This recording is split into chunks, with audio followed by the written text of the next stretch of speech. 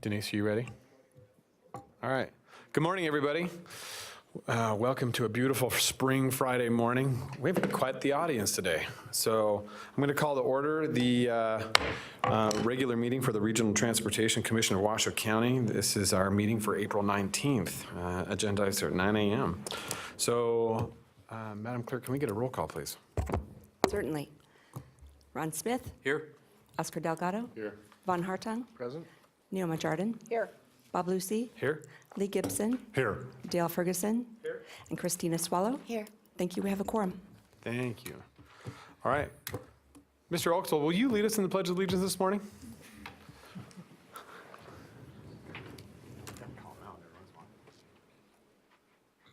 Pledge allegiance to the flag of the United States of America and to the republic for which it stands, one nation, under God, indivisible, with liberty and justice for all. Gar, thank you. It's always good to see you, buddy. Glad you could be here this morning. All right. First and foremost, we have special recognitions. Mr. Director. Mr. Chairman, our first special recognition is a proclamation recognizing May 2019 as National Bike Month and Bicycle Safety Month in Washoe County. And what we have today is a proclamation. Madam Clerk, do you want me to read the proclamation into the record, or, oh, you're going to read it into the record from down there? Very good. Mr. Chairman, I'll turn it back to you. Thank you, Mr. Director. I think we have John McCann with us this morning to accept the proclamation on behalf of Truckee Meadows. Yeah, thank you, Truckee Meadows. So it's my honor to read this proclamation for everybody this morning. So, without further ado, whereas promoting alternative forms of transportation such as bicycling that help improve health and well-being in addition to reducing emissions, traffic congestion, and America's dependence on fossil fuels, and whereas creating bicycle-friendly communities has been shown to improve quality of life by fostering community spirit, improving traffic safety, and stimulating economic growth.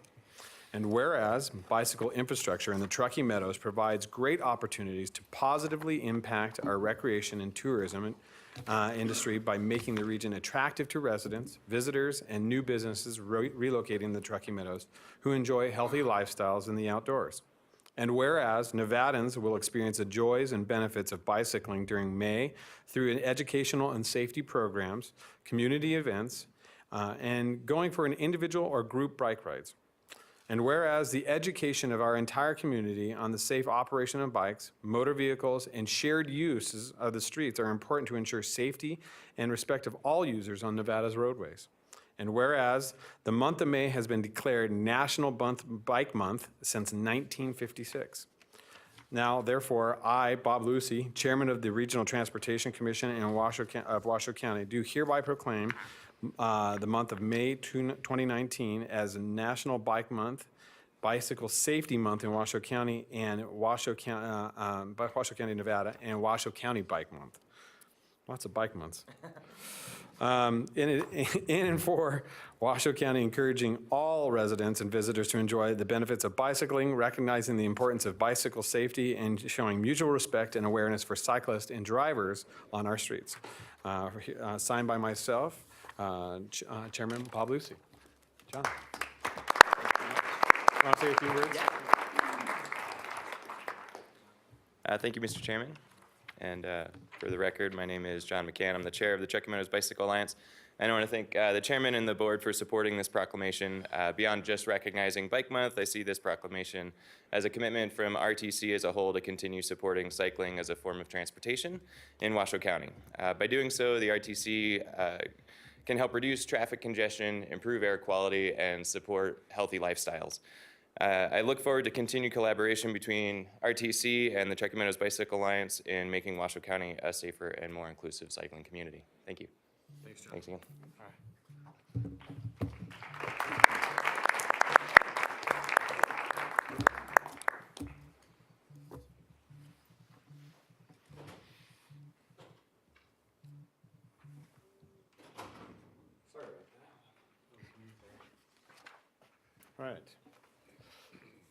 All right, next we have Mr. Moreno. So we have a special recognition for St. Patrick's Day. And this is for St. Patrick's Day free ride sponsors. Mr. Moreno. Good morning, Mr. Chairman, members of the commission. I'm Michael Moreno, Public Affairs Manager for RTC. This morning, we take the opportunity to thank our sponsors for the 2019 St. Patrick's Day free ride. Wrong slide.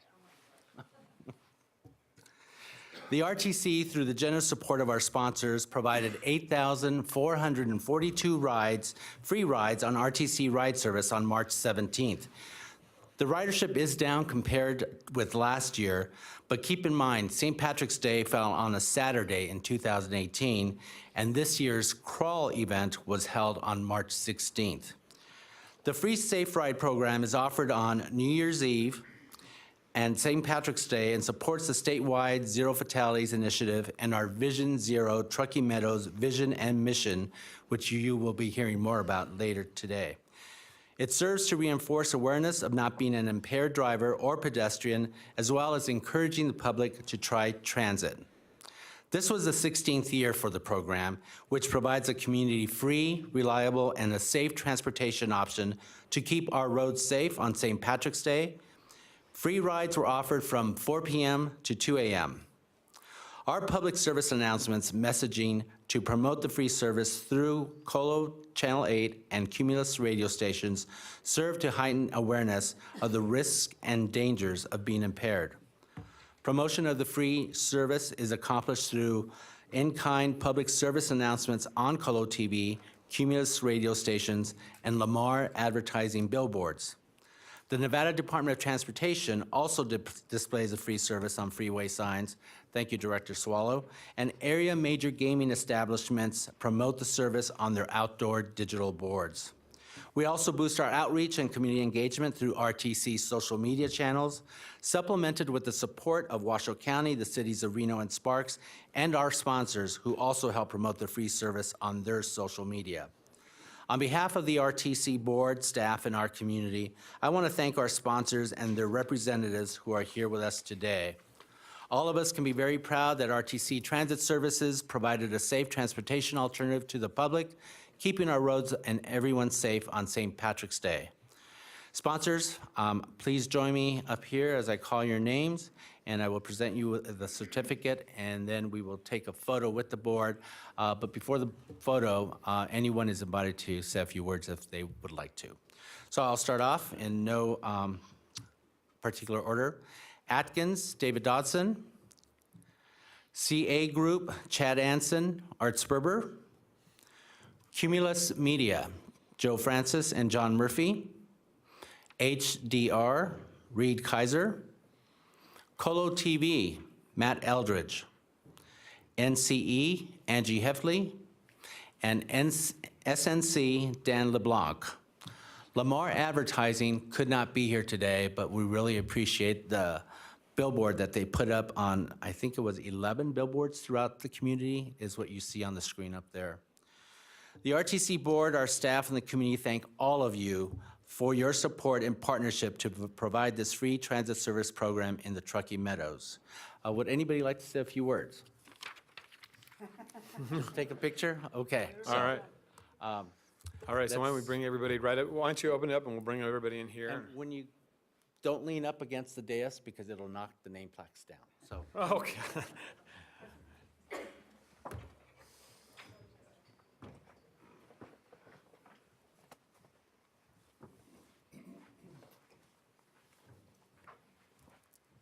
You can knock them down, it's all right.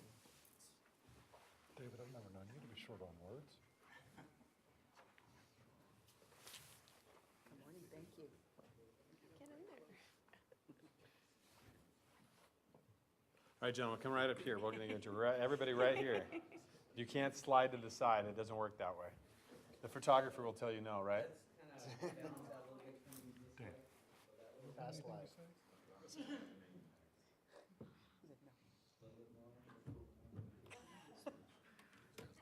No need to get rough and rowdy down there. Yeah, you guys, we don't make you wrestle for work, so all you consultants, behave yourselves.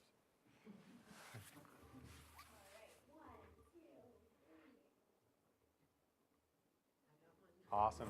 Great. Thank you, everybody. Thank you all, thank you.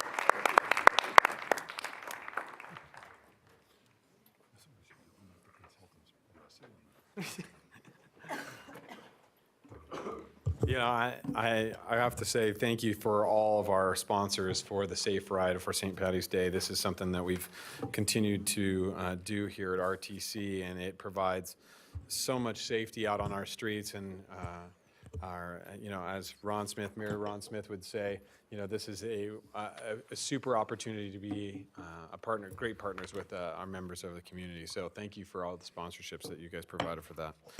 All right, so we are on to approval of the agenda. I'd like to make a couple changes this morning. What I'd like to do is take one item out of order.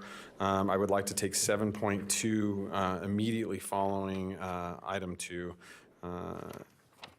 And then that is it. And, but other than that, I'm looking for a motion. Second. I have a motion and a second. All those in favor signify by saying aye. Aye. Aye. All those opposed? Motion carries unanimously. All right, we are on to public input at this time. I do have Charlene Albee signed in. Charlene, you want to come on down? Oh, no, you want to speak at 5:1. Do you not? I'm sorry. I was up here and I got it a little early. Is there anybody wishing to speak under public comment at this time? Just come on down. We'll have you sign a card.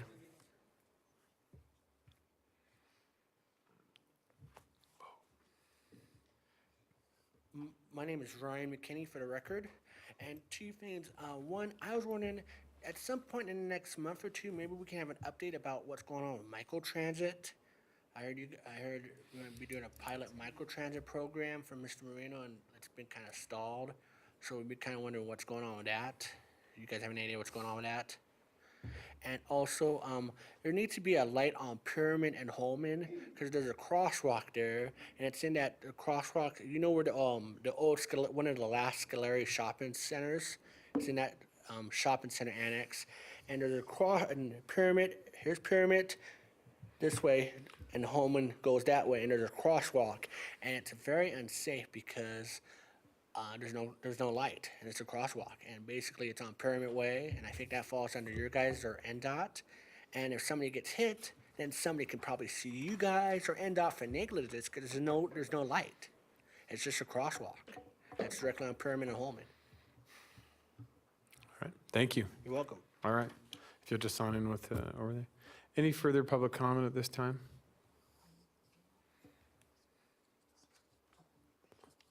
Okay. All right, seeing none, we'll close public comment, bring it back to the board. We are on to item number 2.2. Mr. Gibson.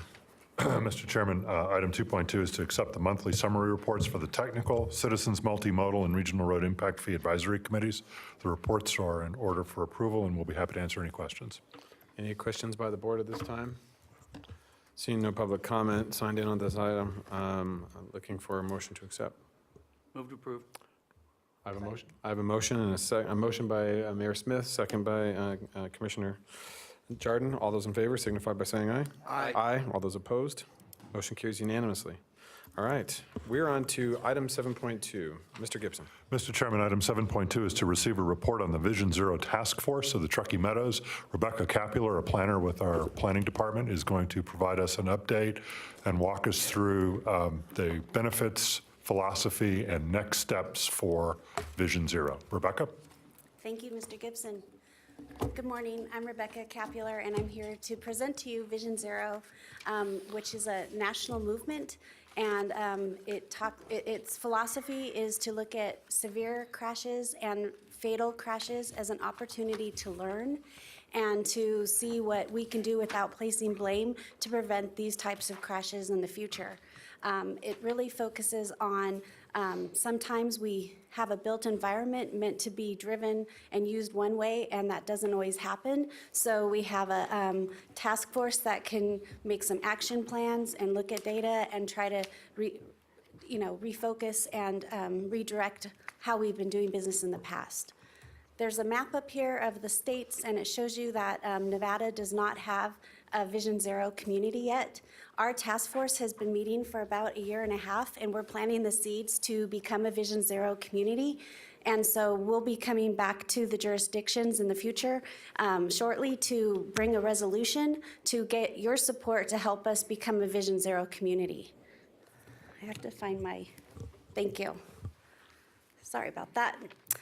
We have a multi-jurisdictional team. As you can see, there's about 15 different organizations here that represent Vision Zero. And some of us are here today, if you guys want to stand up, if you're out in the audience, to show support to what we're doing.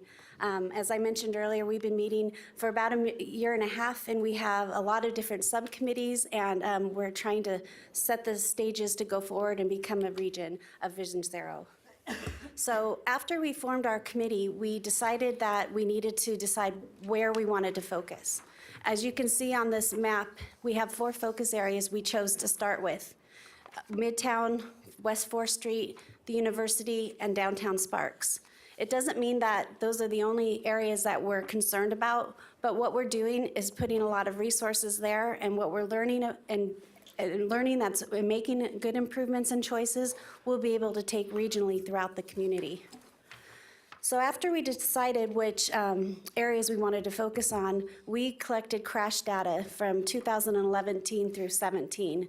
Our crash data packet for every focus area has maps and charts, so you can kind of get a good picture of what's happening. We're learning that other regions, other areas have different types of situations and issues, different age groups that are being targeted, not targeted, but are having challenges, and we're learning a lot from this. So as I mentioned, the data tells us a story. So here's an example of one of our charts in our packets that talks about Sparks, and we're seeing different trends. So for example, the fall, the winter, and around 3 to 6, and then again 6 to 9 o'clock is when we see peaks.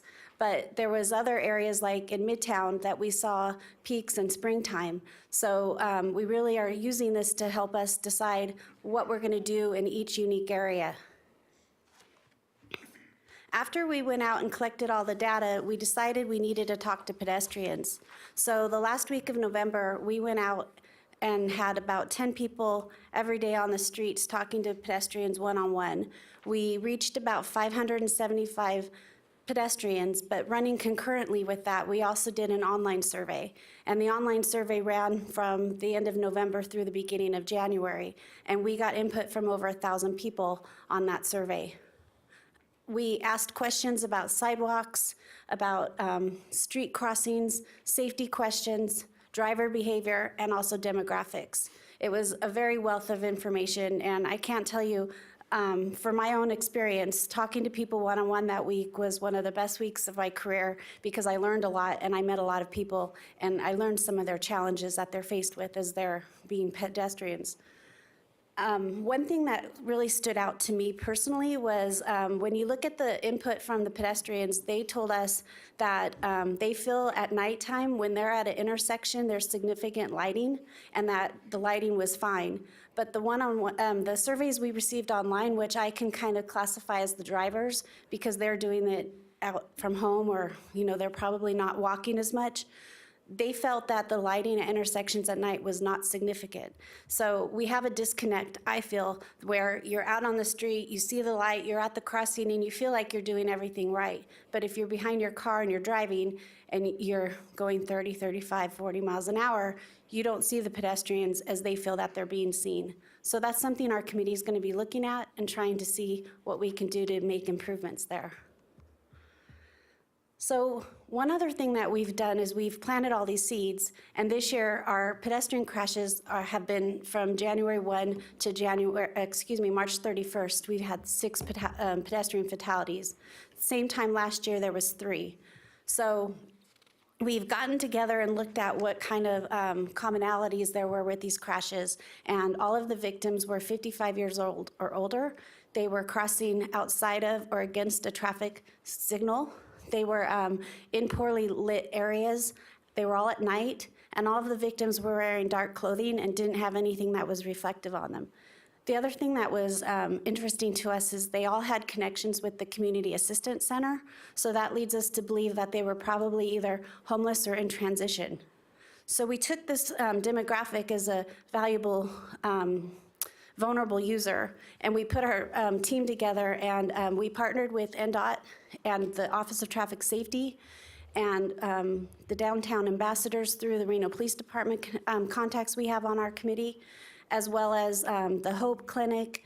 We're working with the Senior Center right over here, and we received 3,000 of these backpacks, which you all got today. They have safety messages already on there, so we don't have to worry about paper getting thrown into the river or into the trash or on our streets. They have reflective strips on them, so if you're homeless and you need to carry your stuff, you can either carry it or put it on your back as a backpack. We got these deployed on a Monday, and by the following Wednesday of that same week, the traffic lieutenant with Reno Police Department called me and said they've already been seeing people using them, and they were around the Cheney area, Wells Avenue area. So we were really happy to see that. We also have gotten some reflective tape, and this reflective tape has been given to the downtown shelters, and they're going now on all the jackets before they are given out to this type of demographic. Therefore, they're going to have reflective tape on their jackets or outerwear as they get them from a downtown shelter. We're really proud of that. I have a question for you, which is great. Thank you very much. Are we giving these bags to the Community Assistance Center to hand out as well? Yes. Oh, you So did? we've given them to shelters, to the Community Assistance Center, to the Hopes Clinic, to the downtown ambassadors, to the police department that works with the homeless themselves. In fact, we've also given some to the city of Sparks to deploy in their area with their police department. And we still have about 400 more in my office. So if any group needs them, they can contact me, and I'm happy to share them with you. And again, these were donated by NDOT. So without their partnership, we wouldn't have been able to do that. So we're very thankful of that. Thank you. That's fantastic. Thank you. So we also have launched a community engagement campaign that started in January of this year, and it was kind of mirrored and working with the Zero Fatalities campaign that they have. And I'd like to take a minute to show you this if I can do that. I might not be able to, as you can tell. Well, I'm going to skip that. Oh, thank you. Denise has it for me. She's a rock star. I'm going to be studying all weekend. Are you studying tonight? We can meet up and study together. Oh, yeah, that sounds good. What time? I work until 6. Okay, sounds good. Just text me after. Okay. No!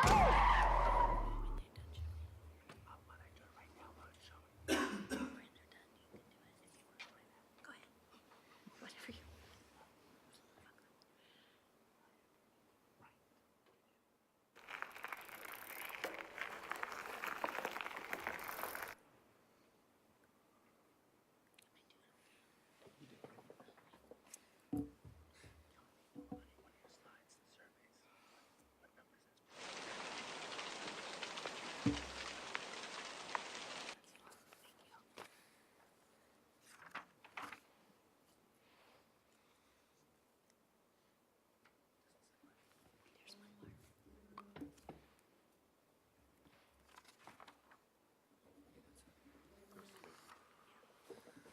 Thanks, Denise. Michael Moreno, Public Affairs Manager.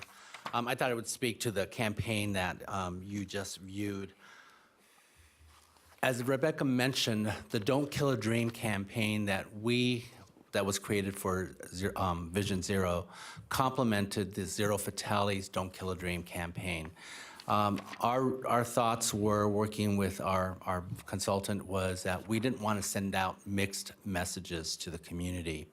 And when Zero Fatalities kicked off the Don't Kill a Dream campaign last fall, we saw a great opportunity just to continue that messaging during the first quarter of 2019. The video that you saw with the two gals texting and the distracted driver who's also texting, you may recall that was our safety campaign from 2015. We've been taking advantage of that until we came up with a new campaign. So we've been getting a lot of mileage with that.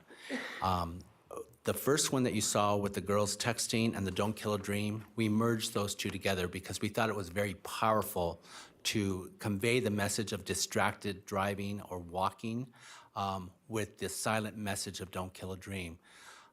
That Don't Kill a Dream campaign for this year continues to run primarily on Colo 8 TV through special inventory sales deals that we're getting from them. But it's provided an opportunity for us to continue that messaging so that the safety message, the high priority that you have placed on this issue continue to be resonated throughout the community. So we've got some great opportunities coming up. The task force has done a lot of great work gathering the data, and the next phase of that is going to be the community engagement phase. And so within the next few months, we'll start putting that program together so that right now the partners are government agencies. The next step is to bring in the community so that we can all be aware and promote the Vision Zero here in the Truckee Meadows.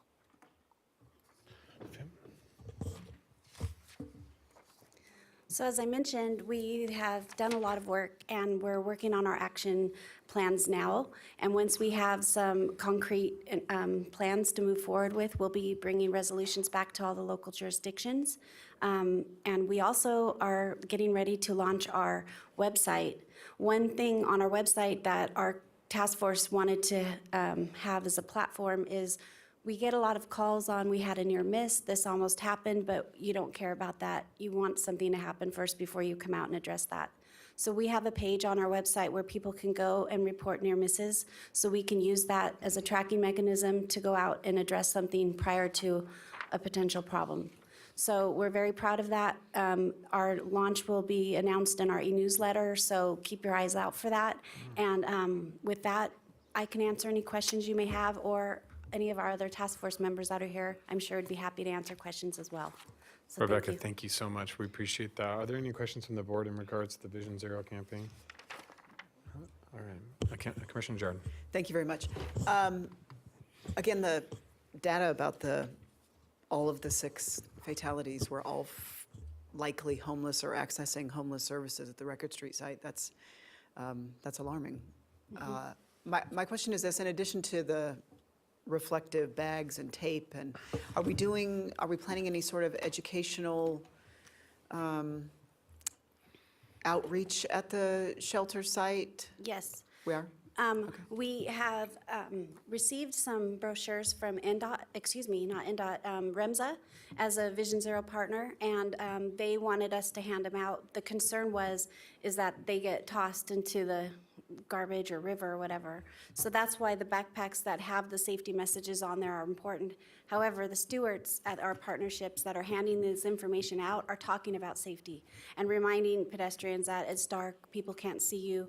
You know, make sure you have the reflective side out where traffic can see and that kind of thing. So they are taking the time to talk to them. The downtown ambassadors have been great partnership because they are building relationships with individuals that we're targeting with our demographic. And the Hopes Clinic is also giving that out. So we're doing the most we can to get that out. And then, as Michael mentioned, we'll have our community engagement, and that'll be another element of that with that out when we do that outreach as well. Okay, thank you. You're welcome. All right, seeing no further, what I'd like to do is before we close this item, what I'd like to do is have our regional partners come up, and I'd like to have a picture, kind of a starting off point for where we really are going with Vision Zero. This is such an important campaign for our region and for our community. It astounds me that we still have not achieved a Vision Zero status here in the state of Nevada, and we always like to be first here in the north with those types of things. And so with that, Michael, can you invite everybody down? And I'd like to take a picture with everybody. Yes, Mr. Chairman. Would all the members of the Vision Zero Truckee Meadows Task Force please make your way down to the well? Don't be shy. This is our opportunity to shine. You look shy. Come here, Director Swallow, get up here. You're gonna stand right next to me. I always have to stand next to Lee. And you gave so much with the bath. You sit next to Lee. Yeah, thank you, Rebecca.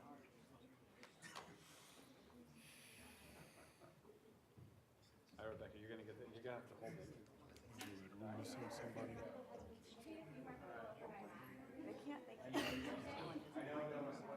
I know, it's always too much, let me tell you, it never needs to be. Who are we missing?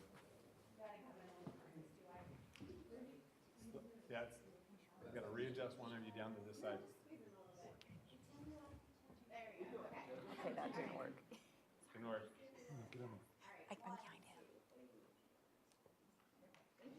All right, thank you.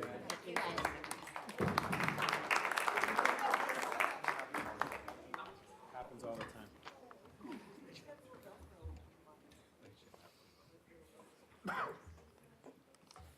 All right. So we, at this point, I'd like to, looking for, yeah, no action required on that. So with that, we are moving on. All right, we are on to our consent agenda. So, Mr. Director, is there anything you'd like to add to that? Mr. Chair, the item 3 are the consent items. These include routine items, especially contracts and matters related to just implementing the goals and objectives of the commission. I would like to highlight item 3.13, which is an interagency agreement with NDOT for the funding of the Spaghetti Bowl SBX improvements. It'll be starting, I think, hopefully next summer. So we're in the middle of the design build review, and so kudos to NDOT for moving that forward. So with that, Mr. Chair, items are in order for your approval. All right. Board, is there anything, any member would like to take anything out of consent for further discussion or independently? Motion to approve. Hold on, Commissioner Delgado? Yeah, item 3.9. 3.9? All right, we'll take 3.9. Do you want to pull it all the way out of, or do you want to just have a discussion on it and leave it in consent? It'd be a brief discussion, just wanted to see what the improvements were going to be at North McCarran and Sutro. Okay. Right on the corner of Hug High School. Mr. Stewart, you want to come up and address that?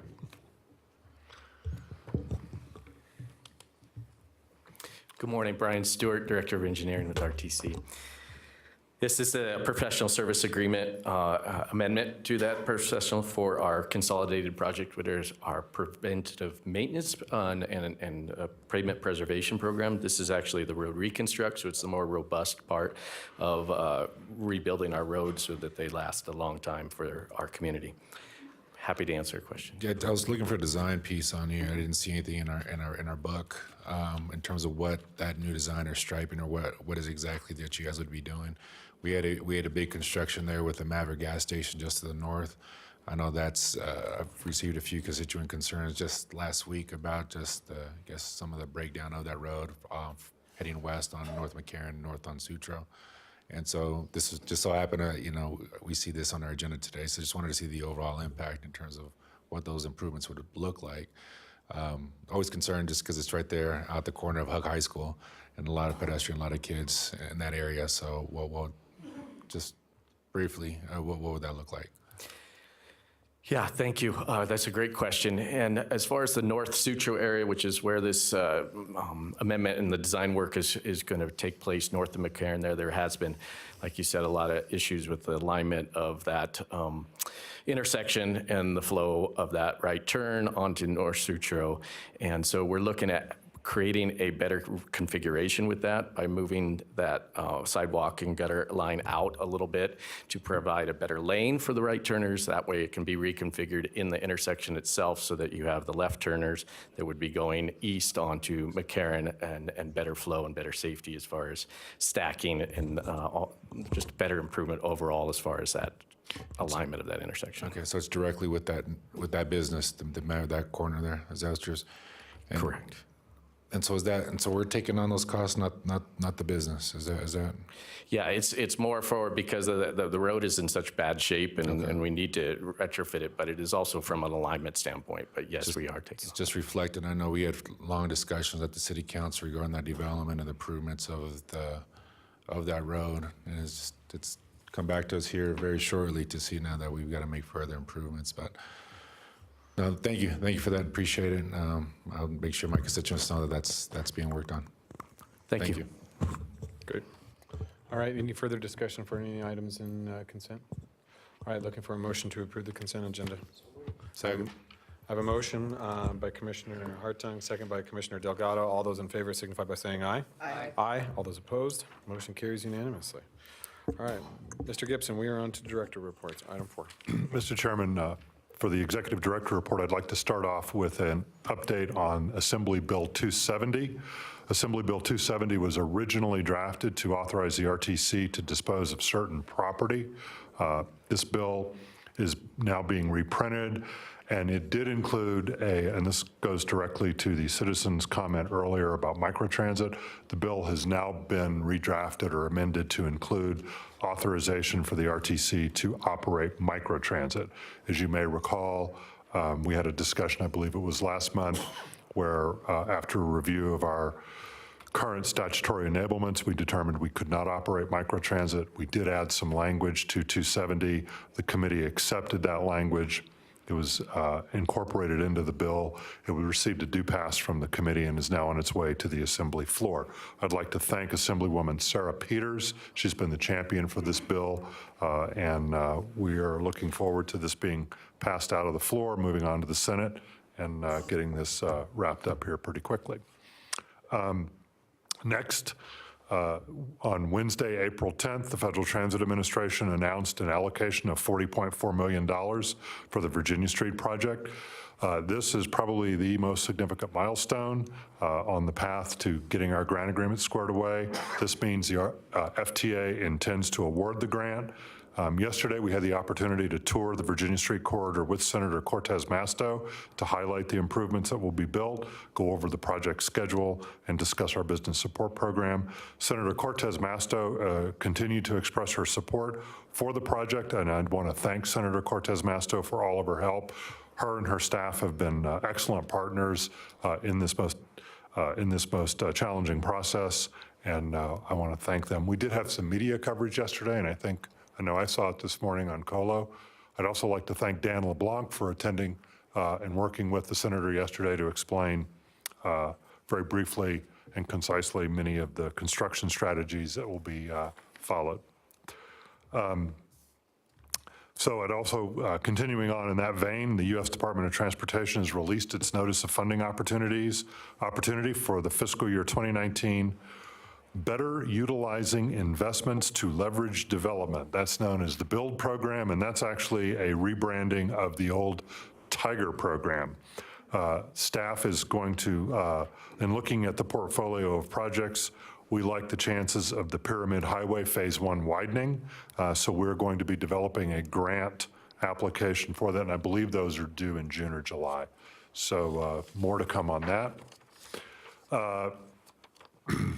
Earth Day is coming up on Monday, April 22nd. In honor of Earth Day, the RTC will be offering free transit to everyone. We'll also be participating in the Truckee Meadows Earth Day event at Mayberry Park on Sunday, April 28th. That'll be from 9 a.m. to 3 p.m. We'll be promoting, and you'll hear a little bit more about this later in the agenda, our Smart Trips program. On Wednesday, April 24th, we are hosting a community meeting for the Sun Valley Transportation Improvement Project. The meeting will be held at the Sun Valley Neighborhood Center on West 6th Avenue in Sun Valley. The meeting will begin at 5:30 p.m. and there will be a presentation at 6 p.m. Also, I'd point out this meeting will be live streamed on Facebook. The RTC ride service will have a change on May 4th. These are slight modifications to our weekend route schedules, similar to what we did last fall for the weekday schedules. Basically, it's just kind of a tweaking of the schedule, if you will, to just make things work a little bit better. I also want to point out, we are starting to look at Wedekind Road. We are looking specifically at opportunities to improve pedestrian conditions. I do know that there is one bus stop on Wedekind that we will be improving in our current list, and I'm looking for my little attachment. But anyway, there will be more to come on the Wedekind Road improvements on future agendas as we work towards improving that road and some of the challenges we have there.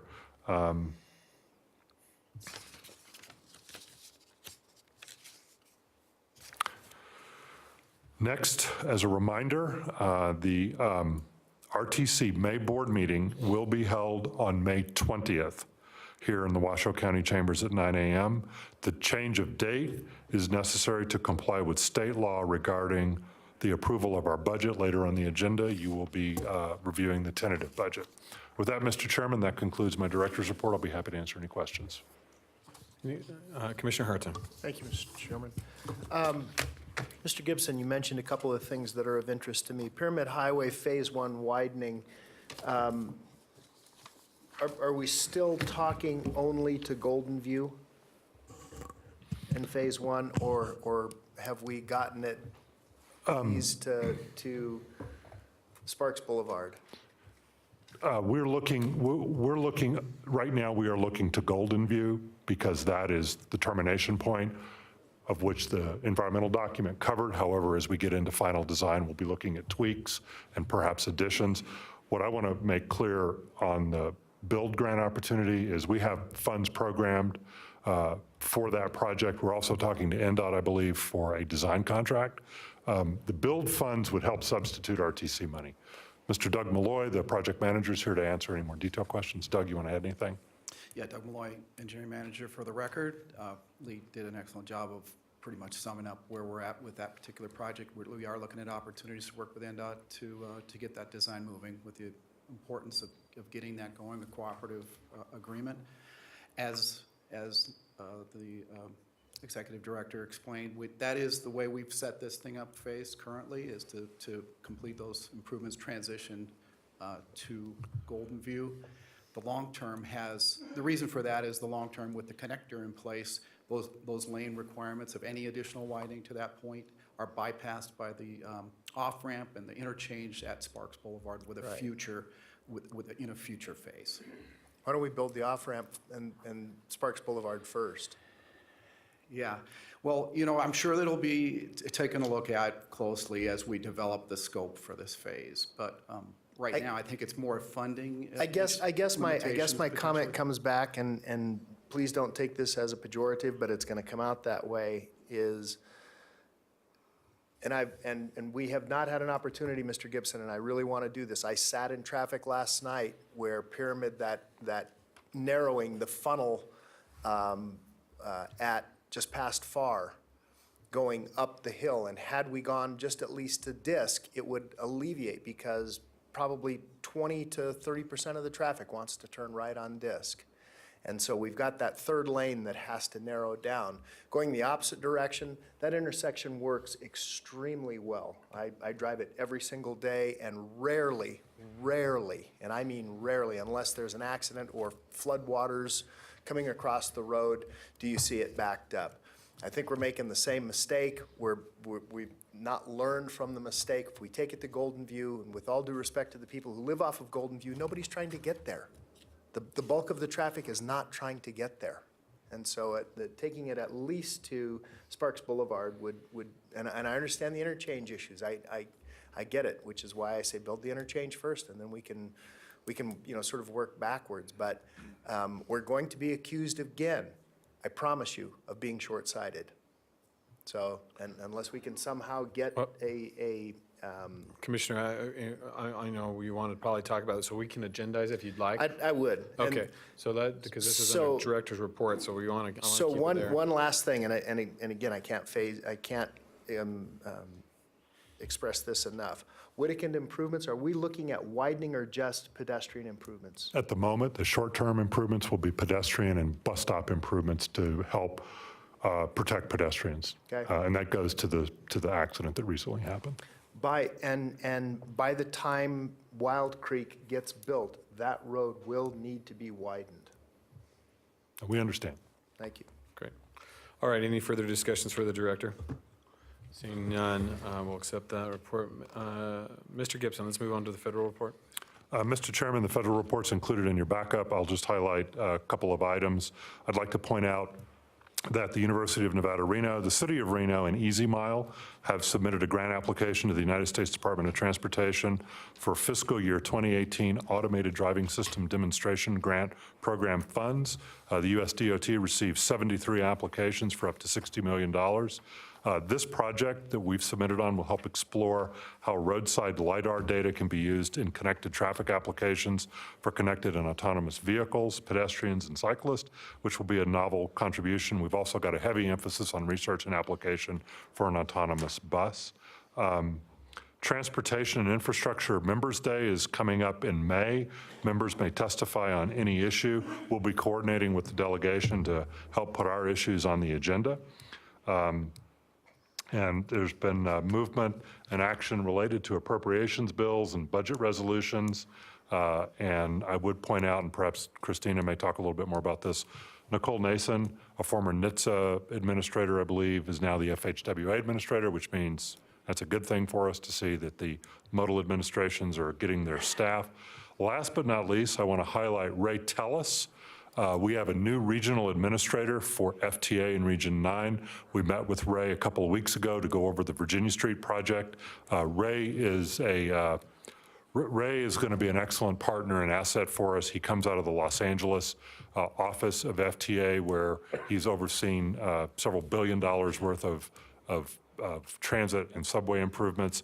He understands the importance of getting projects done and moving projects quickly, and he was very supportive of Virginia Street, and it's going to help move things forward for us. So with that, that concludes my federal report. I'd be happy to answer any questions.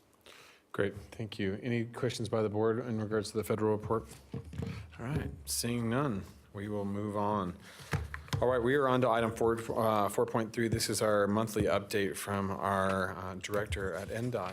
But Director Swallow, I want to apologize. Sometimes old habits die hard.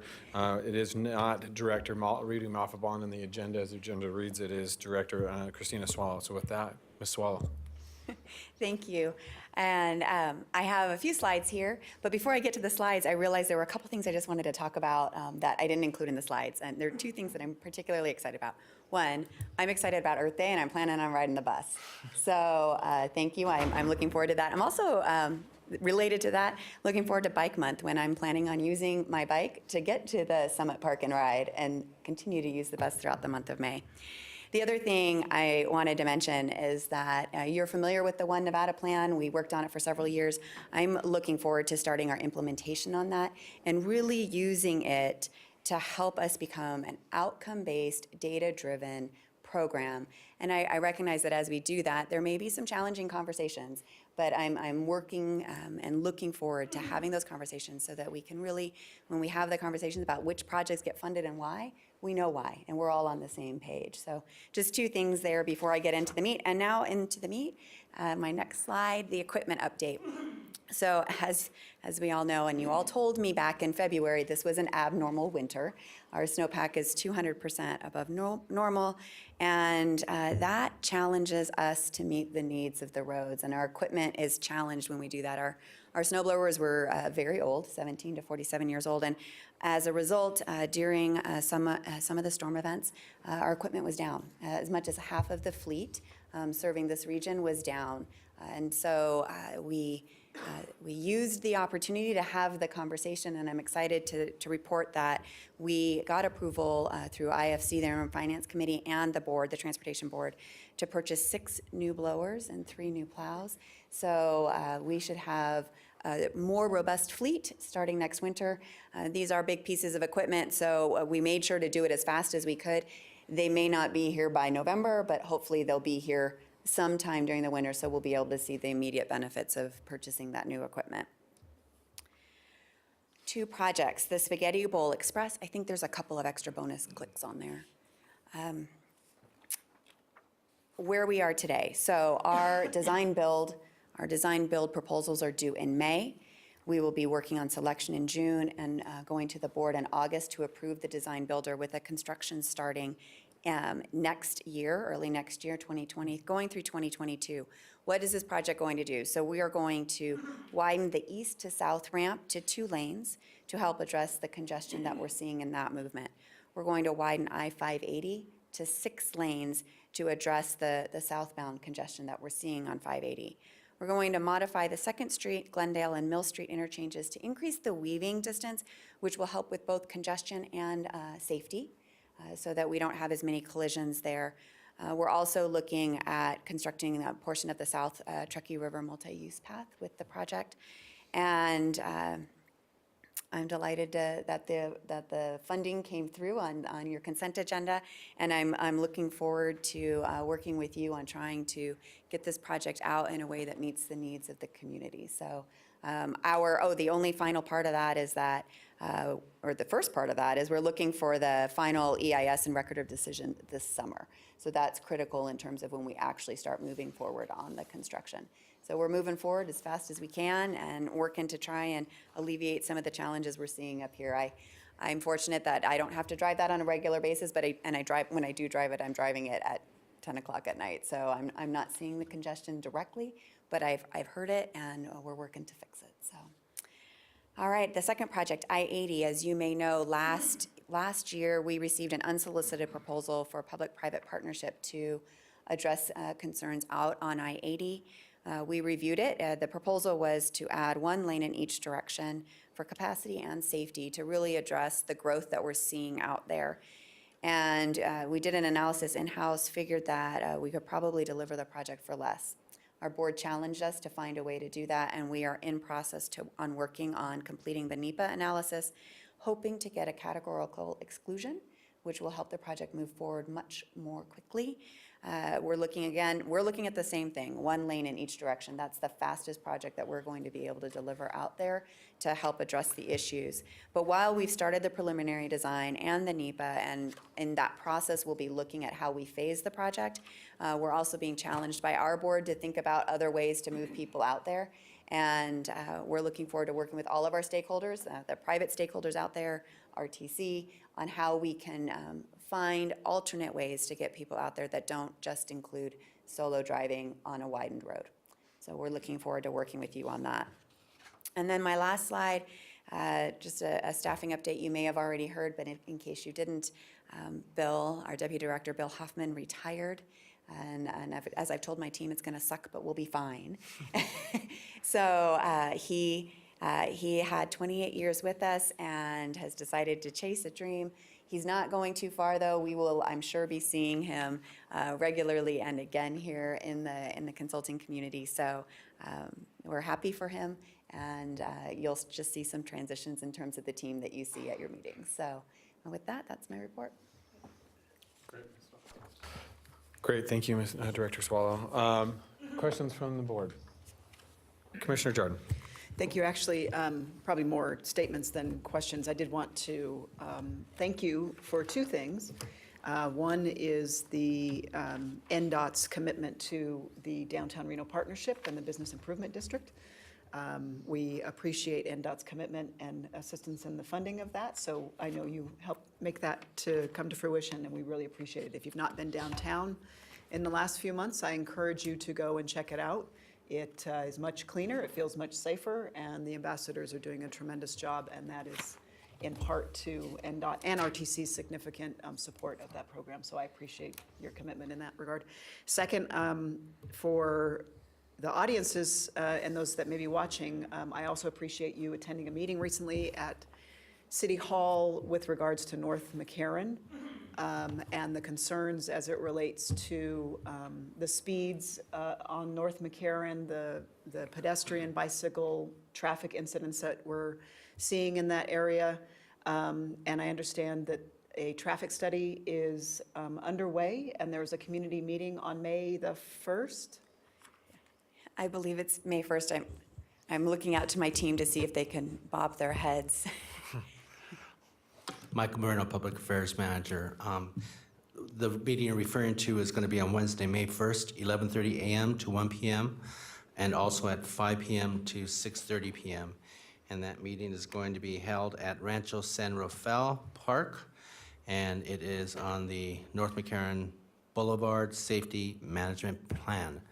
We will be putting that out on our social media pages and sharing that with the jurisdictions so they can also push out that information to your audiences. Thank you. And this is so incredibly important for those that drive it, walk it, bike it. You know, you top a Keystone, lots of people crossing there with the increased development that's happening on the north side of McCarran. McCarran is no longer kind of the solely freeway-ish type road that it has been used as in the past, and we have to find that marriage between moving lots of cars safely and efficiently while they're interfacing with people on foot and on bike. And so I appreciate the holistic look at that entire area. I know it's something I've probably commented on here 10 times over the last 6-7 years. So I appreciate you attending that meeting. It was very well attended by all, a number of stakeholders. So I appreciate you making that a priority because we certainly are concerned about it here in the north. Thank you. Thank you, Commissioner Jordan. Commissioner Harton. Thank you, Mr. Chairman. Director Swallow, I didn't hear, are we going to leave on the Spaghetti Bowl project, are we going to leave the on-ramp at Wells? And perhaps your staff can. Good question, and I know we've been working closely on that. I just don't know the specific details on that, so I'm going to invite Dale Keller up because he's already moving towards us to just address that. Good morning, Chair, morning, Board. Good to see you again. For the record, Dale Keller. So yes, sir, we are keeping the Wells on-ramp for the overall Reno Spaghetti Bowl project. There will be some ramp braiding where you take traffic up and over each other to avoid some of that weaving conflict that we have out there today. I know there was a lot of angst on the part of businesses, and it's even a way for the county to get on, but I would express no sorrow if it went away. It's just so dangerous, and I'm looking forward to seeing the design as it sits right now. You can sit up in our offices, and daily there's multiple accidents there, so I'm really looking forward to seeing the redesign. Commissioner Hartung, one thing to clarify as well, for the Spaghetti Bowl Express project, that weaving will still occur today for the eastbound, but we're doing some restriping to help mitigate that with the addition of the southbound capacity. We're hoping to keep those speeds harmonized, if I like to say, so we can avoid some of those accidents. Have we talked about utilizing dedicated lanes, that number one lane, or maybe number one and number two is dedicated, forcing people to, if you know, you're not over on the right, you're not getting off, period. We've looked at that, sir, but I believe the solution that we implemented for a Spaghetti Bowl Express will help alleviate that concerns. Okay. So we're going to try out this, what we plan for Spaghetti Bowl Express. We do believe that should help alleviate that concern. I know we actually talked about this. I almost got clipped from a guy coming from the number one lane, flying all the way across and barely making the off-ramp in a job van. I mean, it was, and blessedly, one of us was paying attention, and it wasn't him. And I mean, it's just crazy there. So thank you. I'm again looking forward to seeing the designs. I'm hoping you guys will come back and visit me soon. Yes, sir. Thank you. And then, Mr. Chairman, if I may, I know Mr. Hoffman, and I see Sandra in the audience also, Ms. Rosenberg. The XL lane coming off of the Hall Road on Pyramid Highway, you're probably not familiar with that, but it's in, I can see. I just wonder where we are. I know we've funded it. I know we have partners. I know it's in the plan. What's the time? For the record, Sandra Rosenberg, Assistant Director for Planning. That project is currently advertised. Okay. Okay, wonderful. What do you, if your crystal ball was clear, what would you say as start time? Hopefully by summer? I hope so. I'll have to get back to you on that. Construction is not really my area of expertise, but it is advertised right now. We do expect it to be a relatively quick project. Yeah, it should be. So Yeah, I'm hoping that it's done this construction season, but we'll get back to you to confirm that. Thank you so much. It's going to make that section of Pyramid Highway so much safer.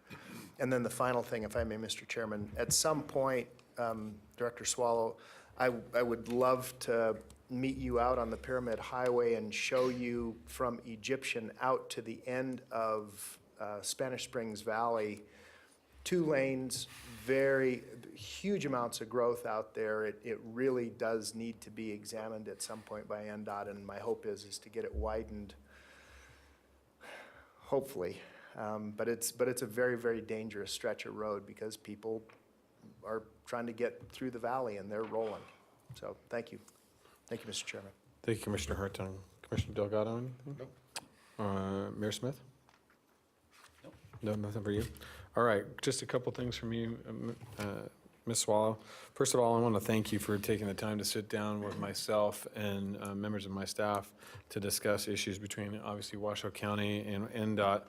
But as it pertains to our meeting here today, a couple things I want to bring up is, obviously on the record, we want to continue to have that discussion about Mount Rose Highway. Mount Rose Highway, State Route 431, driving it this morning at 7:30 with my child, there are kids going to Galena High School and now Doral Academy that are utilizing and doing illegal U-turns through 4 lanes of traffic to just mitigate stoplights and, for just in essence of convenience for them so they can get to wherever they're going faster, and when you have 16-year-olds driving, that's usually what happens. They're looking for the easiest, fastest route in. And so I want to continue to have the conversation about how we signalize certain areas of Mount Rose Highway to address some of the speeding issues there, but also, potential barriers, whether that's cable barriers in certain sections of that road to prevent U-turns on that road, something I'd like to address with you in the future. Another thing I'd like to look at, and I've had this discussion with Director Malfabon and Mr. Hoffman a number of times, but exit 61 on northbound I-580 is the South Virginia exit off of just past South Meadows Parkway.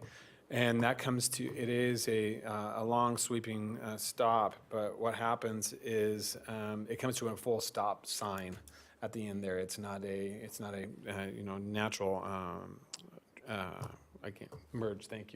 merge lane. And so what happens is that traffic backs all the way up around there. And ultimately, because it's so close to South Meadows Parkway, you get traffic that's coming out of the business center at 5 o'clock trying to get onto the freeway going northbound, but you've already got a massive stop because of the off-ramp, and so it's causing major congestion and also accidents. And so just another thing I'd like to have looked at. One thing that you and I had discussions about, and hopefully we can bring this to fruition, are quarterly meetings, whether they're phone meetings and conferences, but basically discussing planning and construction within our region that would include RTC, the City of Reno, City of Sparks, Washoe County, Story County, Carson City, the University of Nevada, Reno, discussing so we have a unified understanding about the priorities that NDOT have and ultimately what our priorities are here. These meetings are a great opportunity for having those discussions, but realistically, we're policymakers, not planners.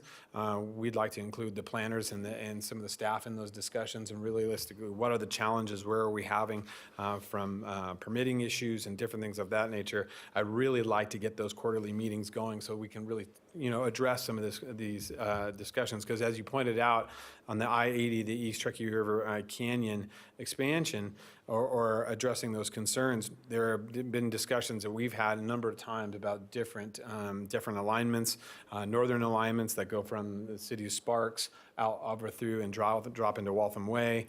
There's alignments that go from the south or through South Meadows Parkway up and over the hill. So there's discussions that can be had. but it takes a unified discussion to kind of help with that planning. And then obviously enforcement. DPS with Department of Public Safety. It's difficult. I know that DPS is just as strangled as we are to provide a number of officers, and you can't be everywhere at once. But sometimes if we can try to look at some of the enforcement areas as it pertains to, there's just a ton of speeding issues, 431, 341, I-580, which you drive. My Washoe Valley residents scream at me about people speeding through the valley, and it's constantly. So just want to bring that up. And then my last thing would be, one of the challenges we have in the county is there's a lot of state roads, i.e. Huffacre Lane is a state road that runs right through the middle of Washoe County and is actually cornered by the City of Reno. But it's a road that is maintained by the state, but it's an asset that the state has that it's challenging for you guys to maintain. So what I'd like to do is hopefully sit down with your staff and assess what are all the state roads and how can we transfer things so that are better managed, because those roads, as you drive down Huffacre Lane between Holcomb Ranch and South Virginia, it's challenged. It's a rough road and probably hasn't been addressed in quite some time, and it takes your staff quite a bit to get out there and fix those roads. Like to see what the assessment of all the state roads within the region and how we can, maybe reallocate and rework that. So those are my questions and asks for you, Ms. Swallow. And thank you so much for being here. I appreciate it. All right.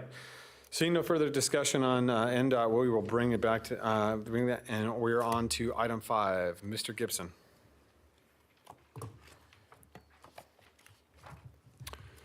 Mr. Chairman, item 5.1 is to acknowledge receipt of the draft Smart Trips to Work program. Scott Miklos, our transit planner, is going to provide us an overview of this program. I would point out this program is actually been on the books for quite some time, since 1996, but as we have grown and expanded of recent, there's been more of a demand to create an employee trip reduction program.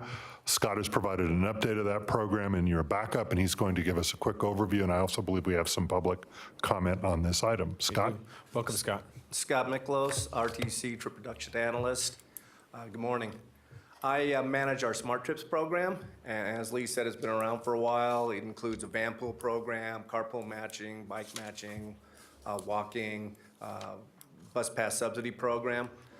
So it's been around for a while. We recently learned a few months ago that the Planning Commission of the City of Reno was requiring a Smart Trips program for a condition for their new development. So we thought it would behoove us to put together what I call a playbook for these jurisdictions that want to use, and we labeled it a Smart Trips to Work program, for them to use. So RTC staff got with air quality staff. We looked at what was being done along the west at different communities, and we put together a program. And in a nutshell, what it does is it breaks employers down by size and requires them to do 6 things, all of them, but then gives them options as they get bigger. Smaller employers have to do less, bigger employers have to do more. We've included, it's like 65 or 70 different things they can do, both marketing, facility-wise. It addresses, more bike racks, bike programs, carpool programs, a whole slew of things. It allows the employers to pick what they think best fits for their employee. So we put together a draft program. We took it to the TAC committee and the CMAC committee, and they both gave us nothing but positive encouragement for it.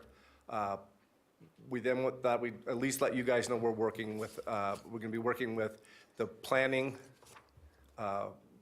people with the City of Reno to make sure this is exactly what they want. We'll finish the draft and get it into a final version, and we'll take it back through both committees and then bring it back to you guys. So in a nutshell, that's it. Do you have any questions? Great. Any questions for Commissioner Jordan?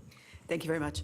I recently went out to Tesla and had an opportunity to talk during International Women's Day and marveled at the number of vans that were out in their parking lot. Can you remind me, how many van pools do they have going out to the Tri-Center every? I want to believe as of the first of this month, so I can't speak now what they're probably going to add, but they were at around 94.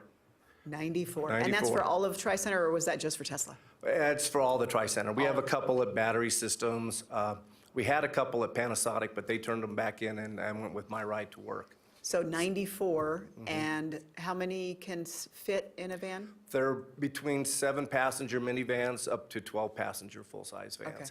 It was impressive. Yeah, we carry about 600, more than 600 people out there a day. Okay. And My Ride to Work with their buses is now carrying out about 1,500. So between the two of us, we're taking out 2,000 cars going out there every day. Wow, that's fantastic. Thank you. Right. And so actually Tesla is a company that's voluntarily doing a Smart Trips to Work program. And so it just gives them an advantage in recruiting and retaining employees. Great. Any further discussion by the board? All right, seeing none, I do have public comment. Ms. Charlene Albee. Welcome, Ms. Albee. Good morning, Mr. Chairman, members of the commission. For the record, Charlene Albee, I'm the director of the Air Quality Management Division at the Washoe County Health District.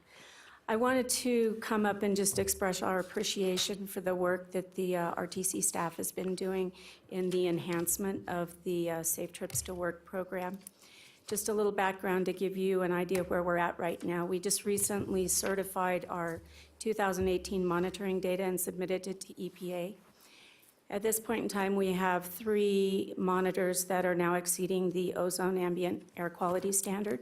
which is the first step towards us being in non-attainment of that health-based standard. We have been reaching out since 2016 when you, along with the other elected bodies, adopted the Ozone Advance resolutions. Just a reminder, that's a voluntary program to get reductions out there so we could avoid mandatory reductions. We've been beating the streets, everybody that'll listen to us. So now that we're here, what we're going to do is focus our attention on getting an exceptional events demonstration put together so that we can hopefully get EPA's concurrence to remove some of the fire impacted data. If we are successful at that, it will get us back to 70 parts per billion, which is 100% of the standard. We have no more wiggle room. So programs like this are really, really important. Vehicles contribute more than 50% of the ozone formation in our area. So any reductions we can get to get those hundreds or thousands of cars off the road is going to have an even greater impact on our emission reduction. So we have been reaching out through the planning commissions, which is why the city of Reno has been looking at this. Development decisions have lasting impacts, and so that's why we're trying to really get those things up and going. So the work that RTC is doing, this is going to help our travel to work. We're also hoping for some safe routes to school benefits out of this too. So altogether, it's a cumulative effort that we are very appreciative of and would strongly encourage adoption of the program when it's presented in its final. Great. And I'm available if anybody would like to ask any questions. Thanks, Ms. Alpe. We appreciate that. All right. I see no further public comment at this time. No one else signed in for this item. Any further discussion from the board? If not, looking for a motion. I have a motion from Commissioner Jardin, second by Commissioner Hartung. All those in favor signify by saying aye. Aye. Aye. All those opposed? Motion carries unanimously. Thank you so much, everybody. All right, we are on to item 6, engineering, 6.1. Mr. Director. Mr. Chairman, item 6.1 is the Virginia Street Bus Rapid Transit Extension Monthly Progress Update from Plum Lane to Liberty and Maple to 15th Street. Jeff Wilbrecht, the project manager, will give us an overview and highlight upcoming actions. Good morning, Jeff. Good morning. My name is Jeff Wilbrecht, project manager for the Virginia Street project, for the record. I'm here to give you an update on the project. We've had a lot of progress over the last month. To kind of get right into it, we have completed the utility project. So that was an early action utility project to relocate the facilities that are in the Midtown area. We did complete that mid-April. We had that little bit of storm drain work to finish between Vassar and Center Street. We were thinking that was going to be about 2 to 3 weeks, and we actually got it done in about a week and a half. So that's a good thing. We will accelerate that aspect of it. With that complete, we're continuing to work towards phase 2. Last month, I gave a pretty detailed or somewhat detailed description of how we're phasing that, how we're timing that. I have another slide a little bit later to kind of restate that, answer any questions, help provide any kind of clarifications to that. We are 100% complete with the design. Over the last month, we've been doing a lot of work for this next phase contract. So that's the guaranteed maximum price with our CMAR contractor, Sierra Nevada Construction. Yesterday, we had a really in-depth workshop talking about the exact scope of work, the price of the work, and all the risks that kind of play along with that. So it was a really productive meeting. We got a lot of stuff put together. We are planning, with the conclusion of that meeting, to have a resubmittal, and then we will be back in May with hopefully an agreement to start construction in the next phase of the construction project. I'll skip ahead to this graphic. So this is the project. Oops.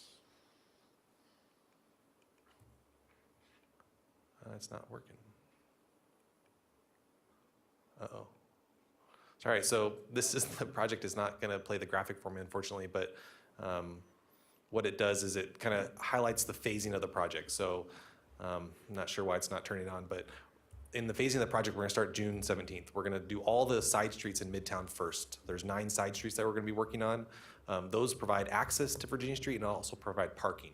So that's a big component to the workings of Virginia Street. So we're going to do those first, while we're also working south from Plum to Mount Rose Street, where there are no side streets. So provided we execute a contract, all those kinds of good things, we're going to start June 17th with that scope of work. We're going to work through the summer and the fall, and we'll complete those November-ish timeframe of 2019, at which time we're going to continue the Virginia Street main line north from Mount Rose Street through Plum Lane to conclude the entire Midtown part of the project at the end of 2020, December, March timeframe. Also, in the middle of 2020, we're going to be working in the Virginia Street project, or sorry, the North Virginia Street part of the project up by UNR. There's two big components of that part of the project. There's the between 8th and 9th Street, and there's also the roundabout. So those are roughly 6 months worth of duration in that part of the project. Again, talking about some of the aspects of the project, right-of-way is a pretty important component. There are some other right-of-way items that are going to get talked about later on. To talk about the south end of the project in Midtown, there's 129 parcels that we're touching with either easements, temporary construction easements, permanent easements for ADA ramps, other items. We've completed 118 of those. There's still 11 outstanding that have either been they're in a process of condemnation. They're either today or there's a couple that are going to be in May.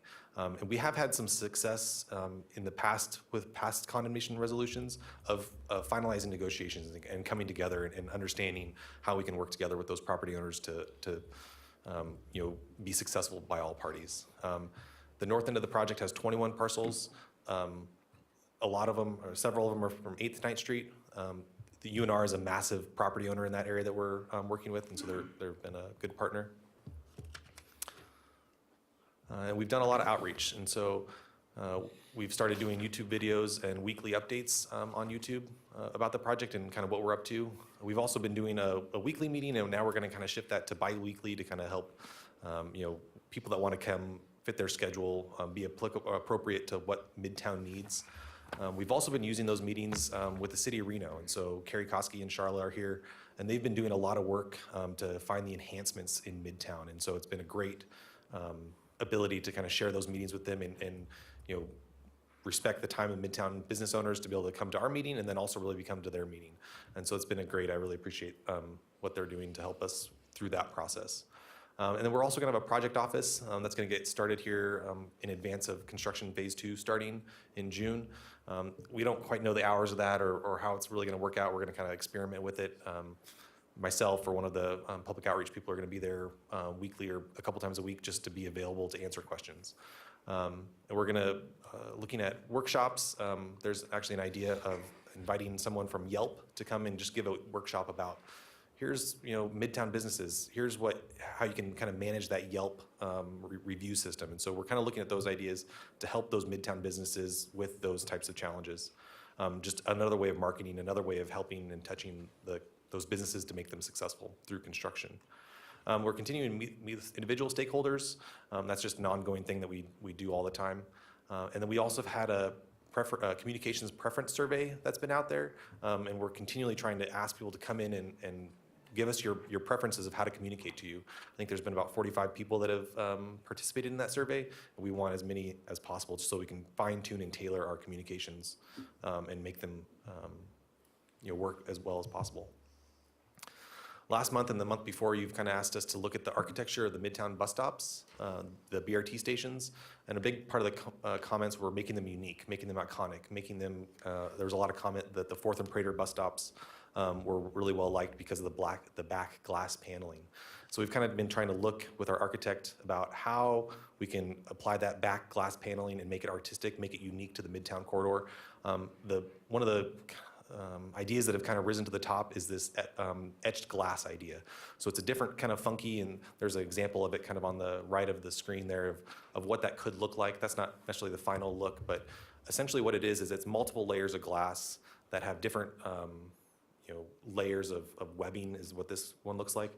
And what we'll do is we'll include LEDs at the bottom of them that shine up at different, so it looks cool when it's daylight out, but then at nighttime you can shine LEDs and it will provide different modes or different colors, different vibes based on whatever is going on. So they'll be tunable to, I like to think of it as, St. Patrick's Day just occurred. We could make them all green for St. Patrick's Day. We could make them orange for Halloween. We could make them blue for March Madness Wolfpack. Whatever it is to kind of tailor to whatever is going on in Midtown, whatever the flavor needs to be. So that's kind of the current idea.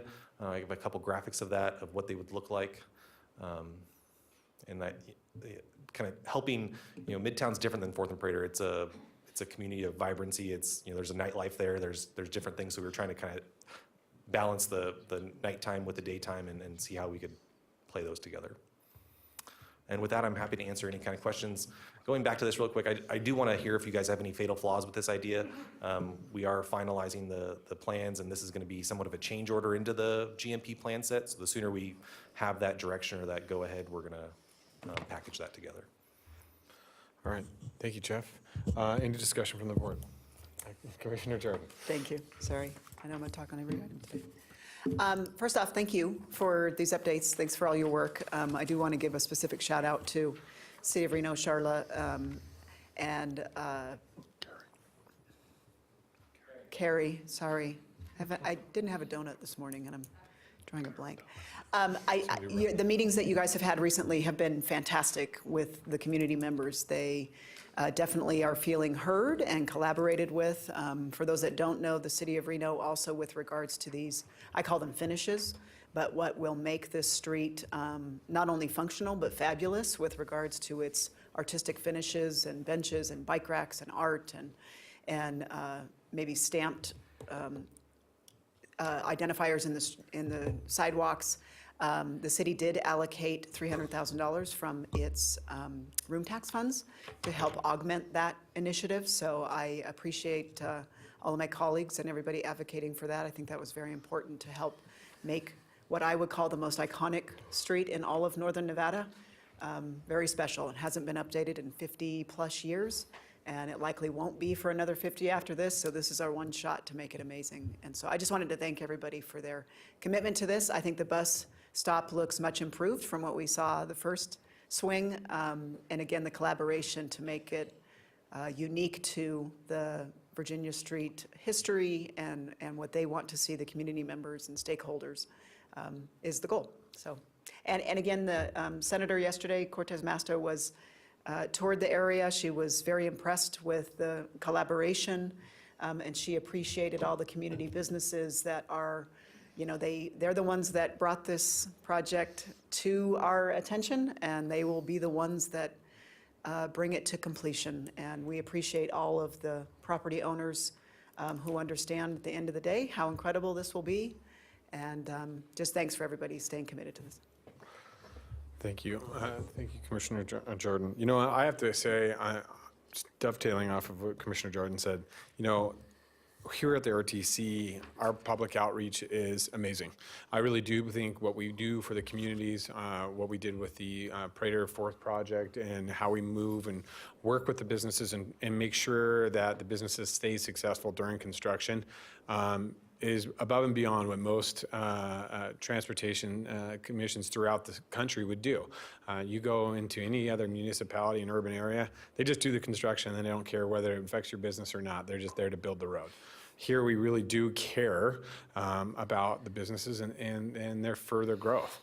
And so I think a big round of applause for you, Jeff, you and your team, and also Michael and your team, making sure that the community understands what's going on and that we continually strive to keep them open, successful, and do what we can during construction, because it is challenging. But we believe in them as, because we are neighbors, we are, patrons of those businesses, and it makes a difference. So big hats off to your team. And I also want to thank, the Deputy Director of FTA, Jan Williams. With, $40 million grant for the project is gigantic, and that's also attributes to the well-designed project, the continued work product that we put out.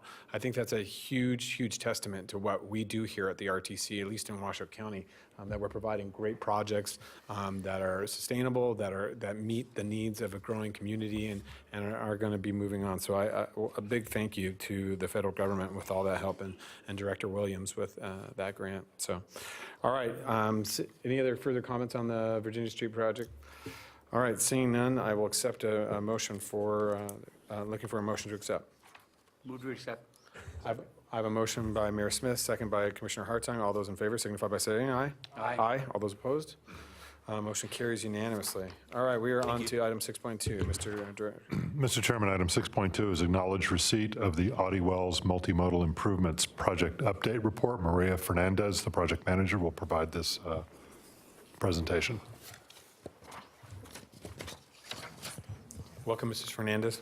Thank you for having me. My name is Maria Paz Fernandez, and I am the project manager for the Audi Wells Multimodal Improvement Project, Audi Wells for short. I want to start with a video that we did last year. I wait.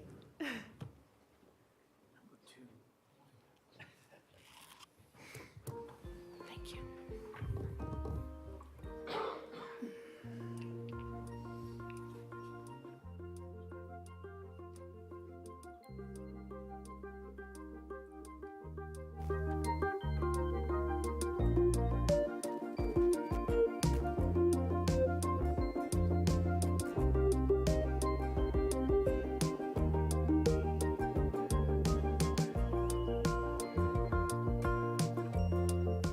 I have a tendency right up on the sidewalk because I've been almost clipped by trucks with their, big mirrors.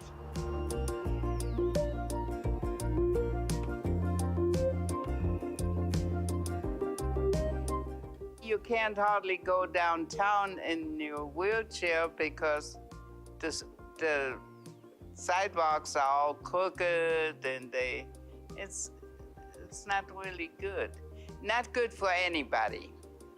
People who walk, they can trip. It's not just wheelchairs, but it's pedestrians also.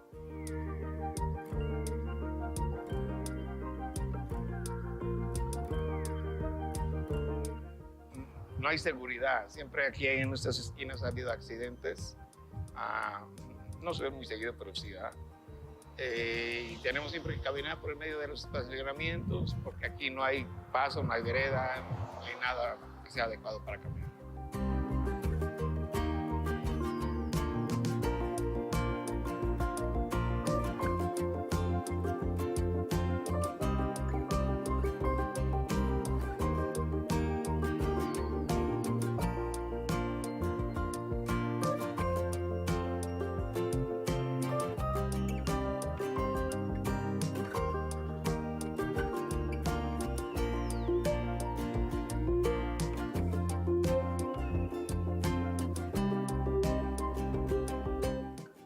Busier streets would be a lot better if they did have a bike lane or wider sidewalk. Improvement is always good. It's good for people, it's good for business, and when it's nice and smooth, that's really good. Hoy sí, porque saldríamos con más confianza. Porque ya no correríamos tanto peligro como donde no hay donde caminar, tenemos que pasar por la carretera, a la orilla de la carretera. Hay carros que no vienen manejando bien y se pueden llevar al peatón.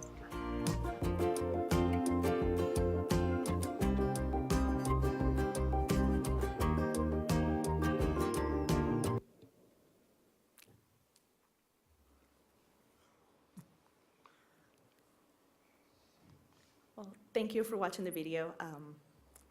Kudos to Lauren for helping me putting this together. Personally, it made a connection with the community. I know what the problems are on Audi Wells, but I just needed to hear it from the people that walk and bike or have a wheelchair and they have some kind of access mobility issue there. So it was great, and I appreciate some of you already watched it, but I felt important that we needed to show this to the board. Just to remind everybody of the purpose and need of this project: more walkable communities, connect Reno and Sparks, support economic development, a state of good repair, and more livable, safer, and vibrant community. And the needs, we've seen it, we heard them: safety for all travel modes, pedestrian accessibility, ADA compliance, multimodal connectivity, bicycle, pedestrian, and transit, and also improve the payment. The project limits, we start in Reno at Wells and 9th Street, all the way down to Audi and Pyramid Way. It's about 3.2 miles of road. Project timeline and funding. We started this project back in 2013 with a corridor study. We are at 30% preliminary design plans that we have submitted to City of Reno. 30% design is pretty much the roadway configuration. We're moving for 60% design, which will include lighting and landscape, And for the future, final design in 2020 and construction hopefully in 2021. We have held bi-monthly, and we're still holding bi-monthly meetings with City of Reno, City of Sparks, and NDOT. And this project is fully funded by the RTC fuel tax. Project outreach, we have had 4 meetings so far, 2 public meetings, one last year and one most recently last month. And we're gonna present to the Reno Access Advisory Committee next week. You might see a familiar face on that picture. This picture was taken last year on our first meeting, and we heard many comments from the community, one of them being noise. So we are doing a noise assessment. We will have the results pretty soon, and we will share them with the community as well. We heard the bicycle community say that they feel safer or they have less stress when they ride on a race cycle track versus a bike lane. They expressed their concerns about connectivity. The project starts at 9th Street all the way to Pyramid Way. Where does that lead? Can we connect to UNR? And also we heard that the cycle track and the bike lane, the width are exactly the same. So they were questioning why in some sections of the corridor study we suggested a bike lane versus a race cycle track. So we do listen. So we propose with 30% design a race cycle track between East 9th Street and Sutro. The corridor study proposes race medians for safety. However, we contacted the stakeholders, which is the Washoe County building where we are right now, and also RSCVA and the Reno Event Center, Livestock Event Center, sorry. And they expressed that they would like to keep the existing painted median, which is a 2-way left turn lane, and we did. This is kind of like the typical cross-section for the whole corridor, raised medians, landscape, raised cycle track, sidewalk. And then in Sparks, we're proposing the same thing. We're proposing the option of a raised cycle track instead of a painted buffer bike lane. With that, maintenance is a big concern. This will be probably the first raised cycle track in the region. So the cities have expressed their concerns. They don't know how to maintain, what's gonna happen with snow, how about sweeping? What is gonna be the cost to maintain? So we are hashing those things out with them in our bi-monthly meetings. Regarding connectivity, we're proposing extending the limits of our project. We're going to build a multi-use path from 9th Street all the way to the I-80 westbound ramp, where there is an existing multi-use path that kind of connects to UNR. Why is not going? Next.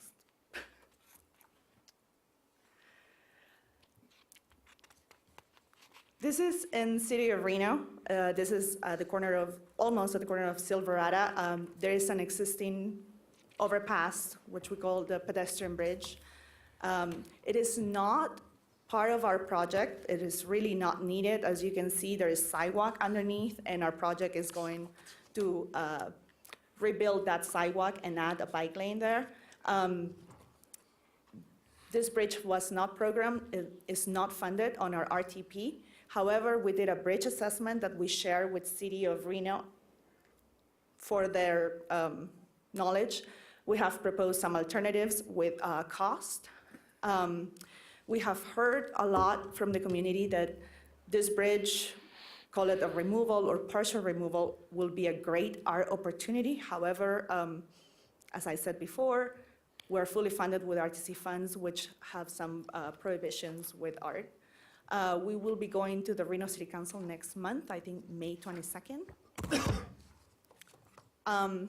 Just want to say, this project is under budget and on schedule, and we're hoping to submit 60% design, in September, and we will hold another public meeting by then. And what it will look like. This is at Silverado looking towards Sparks. This is the existing condition. And this is a rendering of what we're hoping to achieve with our design. The raised median, the cycle track, the raised cycle track on the side, the trees, light. There's another picture right here. This is almost by Sullivan, looking towards Sparks again. And this is what we're proposing with our design. And if you have any questions, we have a project website, audibwellsproject.com, but if you have any questions, I'm here to answer them. Commissioner Hartung. Thank you, Mr. Chairman. And I genuinely appreciate, Maria, your hard work on this. And the sensitivity that all of our planning departments are now showing to multimodal uses. I noticed in the last slide, which would be on the north side of Audi Boulevard, are we going to put up sound walls, or is there going to be a brick? Is it somewhat of a sound wall? And that is one of the reasons why we did the noise assessment. Yes. To make sure if sound walls are needed. At this point, I'm not sure if they're needed or not. However, we are looking at some kind of screening or fencing type that we can put instead of a sound wall. I can tell you, anytime we put up sound walls, it increases property values. I mean, it just does. It really makes it a lot more palatable. I know if you go over onto McCarran, you literally, in many of those backyards where there are not sound walls, you can't sit in the backyard and have a conversation. It's that loud. So I look forward to seeing the designs. Thank you. Thank you, Mr. Chairman. Thank you, Commissioner Hartung. Any further discussion? Commissioner Delgado. Hello, thank you, Mr. Chairman. Quick questions. So thank you for that. I know our community, from being elected in 2012, our community's been looking forward to this project for many, many, many years. And I know they're very excited about it. So it's great. Can we look at the slide with the two options for 9th Street to Sutro? Sure. And so you're asking from us today to consider one of these options? We have submitted these two options to the City Arena staff for the review. Okay. Because we're at 30%. We were just I'm informing you of what we just did. Okay. And I'm also bringing up the issues of maintenance, because Sure. I think that's a huge issue for the cities. And I said this before, and I will continue to say it. On behalf of the RTC, I don't feel we should be building something that is not going to be maintained. So if we Sure. cannot ensure that it's going to be maintained, we should be looking at other options. Because we are here building some facilities, and then once the city take over, then they cannot maintain. It's not going to be safe for anybody. So the whole purpose of making transportation safe goes down the drain. Yeah. And so I definitely would like to challenge and support that this be a full project, that it's not, I feel like if we're raised in one section and not raised in the other, it starts to look piecemeal to me. And also at the same time, it looks like it's a disservice to the communities that we're trying to put some of these products in. It doesn't take much for us to consider that in 89502, where this area code is probably the highest areas related to disenfranchised folks with quality of life and health issues. And so for us to now look like we have a full product isn't right on our end. And so I challenge us in the city of Reno and everyone else here to make sure that we have a straight, good project from 9th Street all the way down to Pyramid. The other piece, and so I look at option 2, and thank you for that. We'll talk more about that at the city council when you bring it to us, Maria. On another piece, can you talk to me about why we stop at 9th Street and we don't take it, why it changes as we get to the freeway? It was right away is our issue. We do not. The great thing about this project, we have plenty of right away. It used to be an old NDOT road. Mm-hmm. So we noticed, and if you pay attention a little bit in the video, there's people walking and people biking on the shoulder or the dirt road. Mm-hmm. So the great thing is, like, we're adding these facilities on the existing right away. We're not taking anything, we're not taking parking, we're not taking property. So I think this is great. Now, the issues further, 9th Street is right away. We don't have enough right away to add this landscape strip with lights and extra sidewalk. So that's why we stop at 9th Street. Okay. However, we're going to build a multi-use path from 9th to the I-80 westbound. There is an existing multi-use path already. So everywhere else, we've looked at gaining access to right away, except for here. Is that what I'm hearing? Well, yes and no. Yeah, right away will delay the execution of this project, and I think this is very important. We started a corridor study back in 2013, so I think this is something that is going to benefit the community now, and if there is something that we can do, we should do it now. So that's why we started at those project limits. Okay.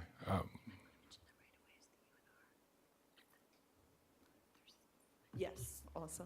And also, we had conversations with UNR because there's existing, that's UNR's farming, I believe, and I think is deed restrictive, if I'm saying it correctly. So it has to be used for farming, not for other uses. Yeah, maybe this is, I don't know if this is the meeting for it, Mr. Chairman, or not, but I'd like to maybe sit down with staff and City of Reno and others to kind of figure that piece out. And again, we have such a huge, complete project here for us to now start to look at segments that we can't necessarily, where I believe would fully complete the project is, I don't know, I'd like to challenge that a little bit more. Maybe this ain't quite the meeting, but we can maybe sit down in other meetings or even during public meetings as they're presented throughout the community. And the last piece, and sorry for lingering on this, Mr. Chairman, I'll finish up with the last piece, is regarding the bridge. And I know from, as a kid growing up and going up and down the spirals of that, of course, the deferred maintenance and the issues related to that bridge are gonna, definitely not something that a lot of us in the community are necessarily, that I know of, are huge supporters of. I mean, they were fun as a kid. You're going down with your bike and your skateboard and everything else, but it's deterred so much. I know just like last month, the chipping of the concrete and everything else isn't necessarily safe, and no one really utilizes it. Again, they go across the street. And I'm looking at maybe design. I don't see the conception here, but I know if we remove the bridge, there'll be some large landing areas that will then be vacant and maybe not as appealing. And so I know you say you don't have the art piece to it, but I think we're creative enough to find a way to make sure that that's appealing and the streetscape is there appropriate for our community there. So I'd like to take another snap at that. Thank you, Mr. Chairman. Thank you, Commissioner Delgado. Mayor Smith. Thank you, Mr. Chair. Maria, are there any raised tracks, bicycle tracks anywhere else in the county? Not aware in the county, but I know in the country. I think in southern Nevada, there's quite a few in Henderson. Okay. But I don't believe we have any in the region. Okay. So I guess that's something like, when you try something new, there's always that concern, how is that going to work?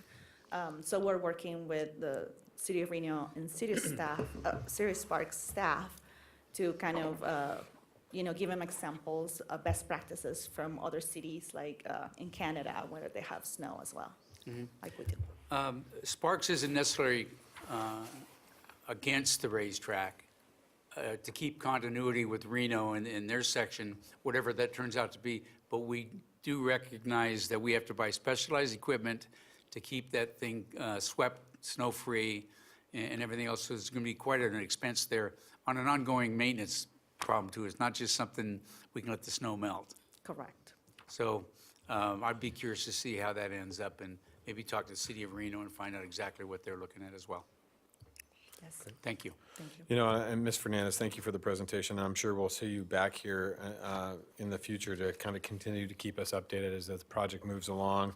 I know you've been working with the RSCVA and the Reno Rodeo Association, as also shared whole stakeholders within the process as it pertains to the Livestock Event Center and many events that go on here, when construction starts to occur. So thank you for the update. I really appreciate that.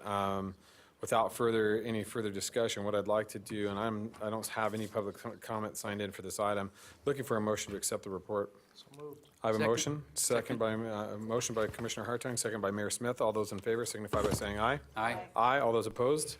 Motion carries unanimously. We are on, Mr. Gibson, we are on to 6.3, please. Mr. Chairman, item 6.3 is acknowledge receipt of the Lemon Drive project update. This was a specific report Commissioner Hartung asked for, and Brian Stewart, our Director of Engineering, will provide that report. Brian? Good morning, Commission. Brian Stewart, Director of Engineering. Excited to show you the little bit of an update for Lemon Drive and where we're at. This is a project in its infant stages, so but we want to get here quickly to a level like you just saw on the Audie Wells. So we're underway and looking to recommend how we would like to move forward. So give you a quick update of what that project limits are right now. It is in the Regional Transportation Plan. We have approved this in the program of projects, and we're moving forward with the ICAs now with the local jurisdictions. The phases of the project are the two distinct sections is from, if I start at the freeway at the bottom of the map there, widen from 4 to 6 lanes from 395 to Military. And then around the lake area itself, the Lemon Lake, Swan Lake area, we'd be widening from 2 to 4 lanes from Fleetwood, where it existing transitions from Wayne Lip there up to Chickadee. We, in the last month here, have been really coordinating with the Washoe County, City of Reno, have met with the Public Works Directors, city engineers, and have discussed this project and where we want to go with it as a group, knowing that it is challenged with respect to Swan Lake and all the issues that are going on up there. But RTC's looking at moving that forward into an RFP so that we can get some more answers, gather some more data, provide some alternatives, and move the project forward with some confidence in our budget and our schedule. So looking to come back in May with that RFP request in front of the board and deliberate in that and go through our process, and then hopefully get a agreement nailed down in July. Already went into this a little bit, the data gathering. So there's a lot of history with Swan Lake in that area. So we want to gather as much as we can and what can be used for that. We're not reinventing the wheel. We want to explore alternatives. What can we do as far as the design type to be a partner and to be a piece of the puzzle for the overall Swan Lake area to improve the transportation as required, but also not create any other issues or damages that would cause problems for the community and the future. So with that, we'd get a 30% design of which we could then update our cost and schedules and explore alternatives of project delivery in which way we may be able to accelerate and move the project forward possibly. And that could be a design build type of procurement, which would be new for RTC, but we have staff has a lot of experience with that, and we can reach out to our consultant community. So with that, I'd like to answer any additional questions as we Commissioner Hartung. Thank you, Mr. Chairman. Thank you so much, Mr. Stewart, for bringing this back quickly. I'm thrilled. A couple of questions, because I know in the staff report we have it slated as 2 distinct segments, but on one of your slides you talked about sort of compressing those 2 segments into one, and we were at 30% design. So is that the intent to instead of doing one segment and then another is basically, and maybe we build, I mean, they just come consecutively, but we're not intending to build one segment and then 3 years down the road build the next segment. Is that correct? That's correct. I do have it as one project with 2 distinct segments. Got as you it. said. Okay. And I'm also, for that front end segment, I've been working with NDOT too, and probably ask them to come back in June and talk about the 395 widening, because I do have to coordinate that and the construction that's going on or proposed work on that. Oh boy, So it could be a I don't want it to be, yeah, everywhere, right? Yeah, no, I understand. Thank you. So, Mr. Director, I know we've talked about this offline, but can we get on the record, how do we increase the project limits? Because it really does need to be widened to Ramsey, elevated to Oregon. And how do we ensure that that goes on the record, and when do we actually address that? What we'll do is we'll sit down with our consultant, we'll go through the project development process, we'll do our traffic forecast, we'll look to define the logical termini. If there's a need to move that logical termini further west, we'll do that, and then we'll come back and we'll amend the RTP and move forward. So it's a fairly simple process. Okay, so it's an easy process. And I would just add, that's a standard procedure we would do on any project if we need to make a slight change in the termini. And obviously, the reason, and as you guys get deeper into this, and pun intended, deeper, you'll find that just going to Chickadee won't solve the problems that are presented out there. And so we really do need to get that widening all the way up to Ramsey, which is going to be helpful in the future, where we won't have to come back and deal with that. And then, of course, the elevation really does need to occur to Oregon. My last statement, Mr. Chairman, is that I'm just pleased because this will improve movement of traffic through that area and make it much safer and easier to get through there and sort of regardless of what's happening in terms of storm events and stormwater events. So I really just wanted to thank staff, and the chairman and I have worked on this collectively and collaboratively for some time, and I'm thrilled that RTC has picked up the ball. Thank you, Mr. Chairman. Thank you, Commissioner Hartung. Mr. Chairman, I just wanted to add and echo Commissioner Hartung's comments. I mean, one of the things we learned on the Southeast Connector is, we've now got all-weather access into Hidden Valley, no matter what the flood event.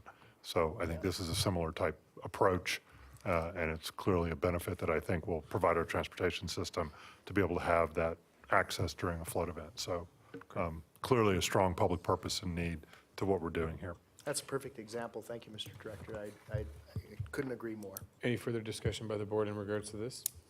Seeing none, we're looking for a motion to accept. So moved. I have a motion from Commissioner Hartung. Do I have a second? Second. Second from Commissioner Jordan. All those in favor signify by saying aye. Aye. Aye. All those opposed, motion carries unanimously. Thank you very much. Thank you, Mr. Stewart. All right, we are on to items 6.4. We're going to change. We're going to do something a little bit different here, folks. In the sake of time today, and not to minimize the need or the process of these next couple items, but we do want to look at all the next 4 items, which would be items 6.4, 6.5, 6.6, and 6.7, as they pertain to the same project and the same process. So what I would ask is that we maybe put these into block, if we could, and take these as a block vote. Commissioner Hartung. For the exact reason that you've outlined, it's the same project, it's the same process, and I know we have public comment on some of them, but I would make a motion to block vote 6.4, 6.5, 6.6, and 6.7. All right, and I'll second that for the time being. So, Mr. Director, will you read all 4 of those items into the record, please? Yes, Mr. Chairman, item 6.4 is to approve a resolution of condemnation authorizing RTC's legal counsel to commence condemnation proceedings to acquire a permanent easement and a temporary construction easement located on APN 014-125-06 and a permanent easement and a temporary construction easement located on APN 014-125-07 from 1215 South Virginia LLC, necessary to construct the Virginia Street Bus Rapid Transit Extension Project. Item 6.5 is to approve a resolution of condemnation authorizing RTC's legal counsel to commence condemnation proceedings to acquire a temporary construction easement on APN 014-066-01 from Paul and Carol Olsner LLC, necessary to construct the Virginia Street Bus Rapid Transit Extension Project. Item 6.6 is to approve a resolution of condemnation authorizing RTC's legal counsel to commence condemnation proceedings to acquire 2 permanent easements and a temporary construction easement on APN 011-272-20 from Sampuran Hotels Incorporated, necessary to construct the Virginia Street Bus Rapid Transit Extension Project. And lastly, item 6.7 is to approve a resolution of condemnation authorizing RTC's legal counsel to commence condemnation proceedings to acquire 2 temporary construction easements located on APN 011-183-13, and a permanent easement and a temporary construction easement located on APN 011-183-15 from Redbird Reno Liberty DE LLC and 50 West Liberty DE LLC, necessary to construct the Virginia Street Bus Rapid Transit Extension Project. Thank you, Mr. Gibson. So all four items are now open. I do have some discussion right now from Mayor Smith. Mayor Smith, I'll let you start off really quick. Thank you, Mr. Chair. I'd like to ask our attorney if this is okay that we do it this way. Yeah, we can take more than one item as a block, though. Okay. So this goes back to my comments earlier about just put them on the consent agendas, because that's what we're doing. Basically, that's what we're doing. Yeah, this is very similar. Thank you, Mayor Smith. All right, I do have public comment signed in on item 6.5. At this time, I'd like to ask Lars Perry to come on up.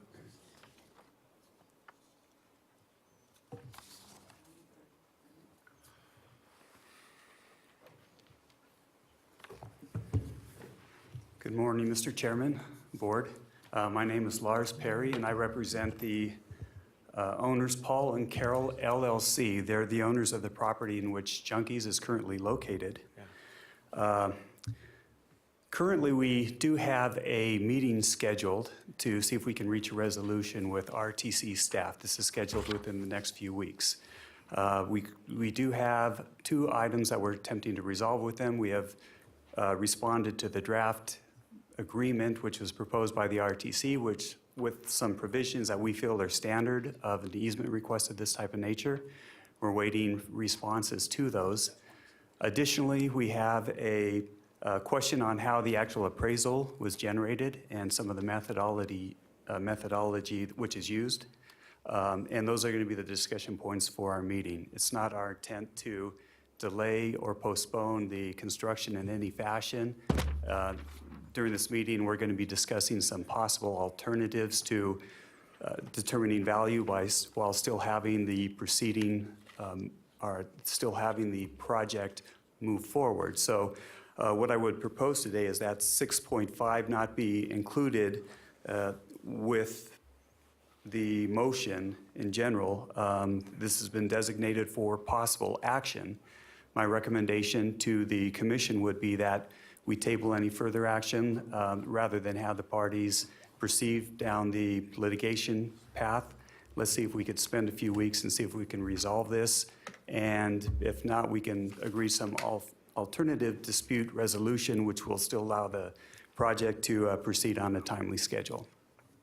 Thank you, Mr. Perry. Appreciate that. Next, I have on item 6.4, Mr. Bernard Carver.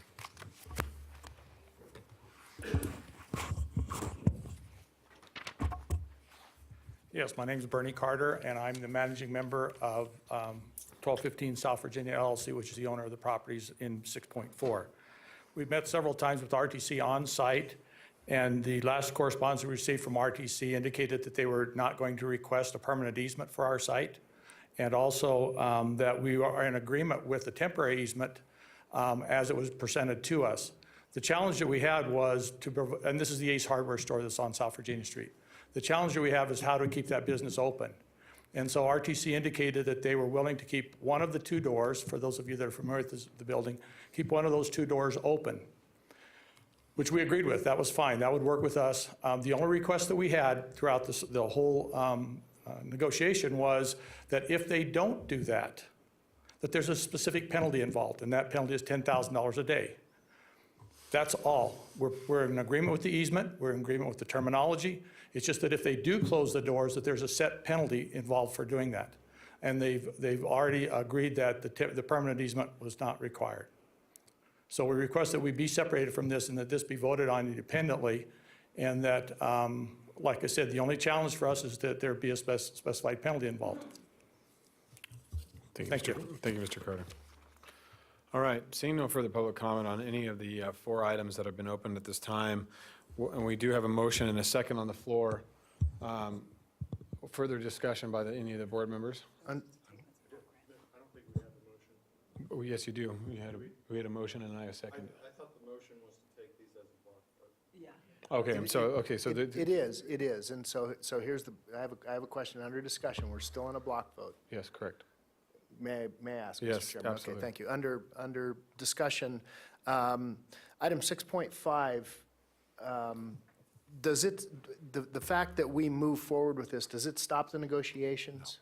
No, we oftentimes Dale, continue Dale.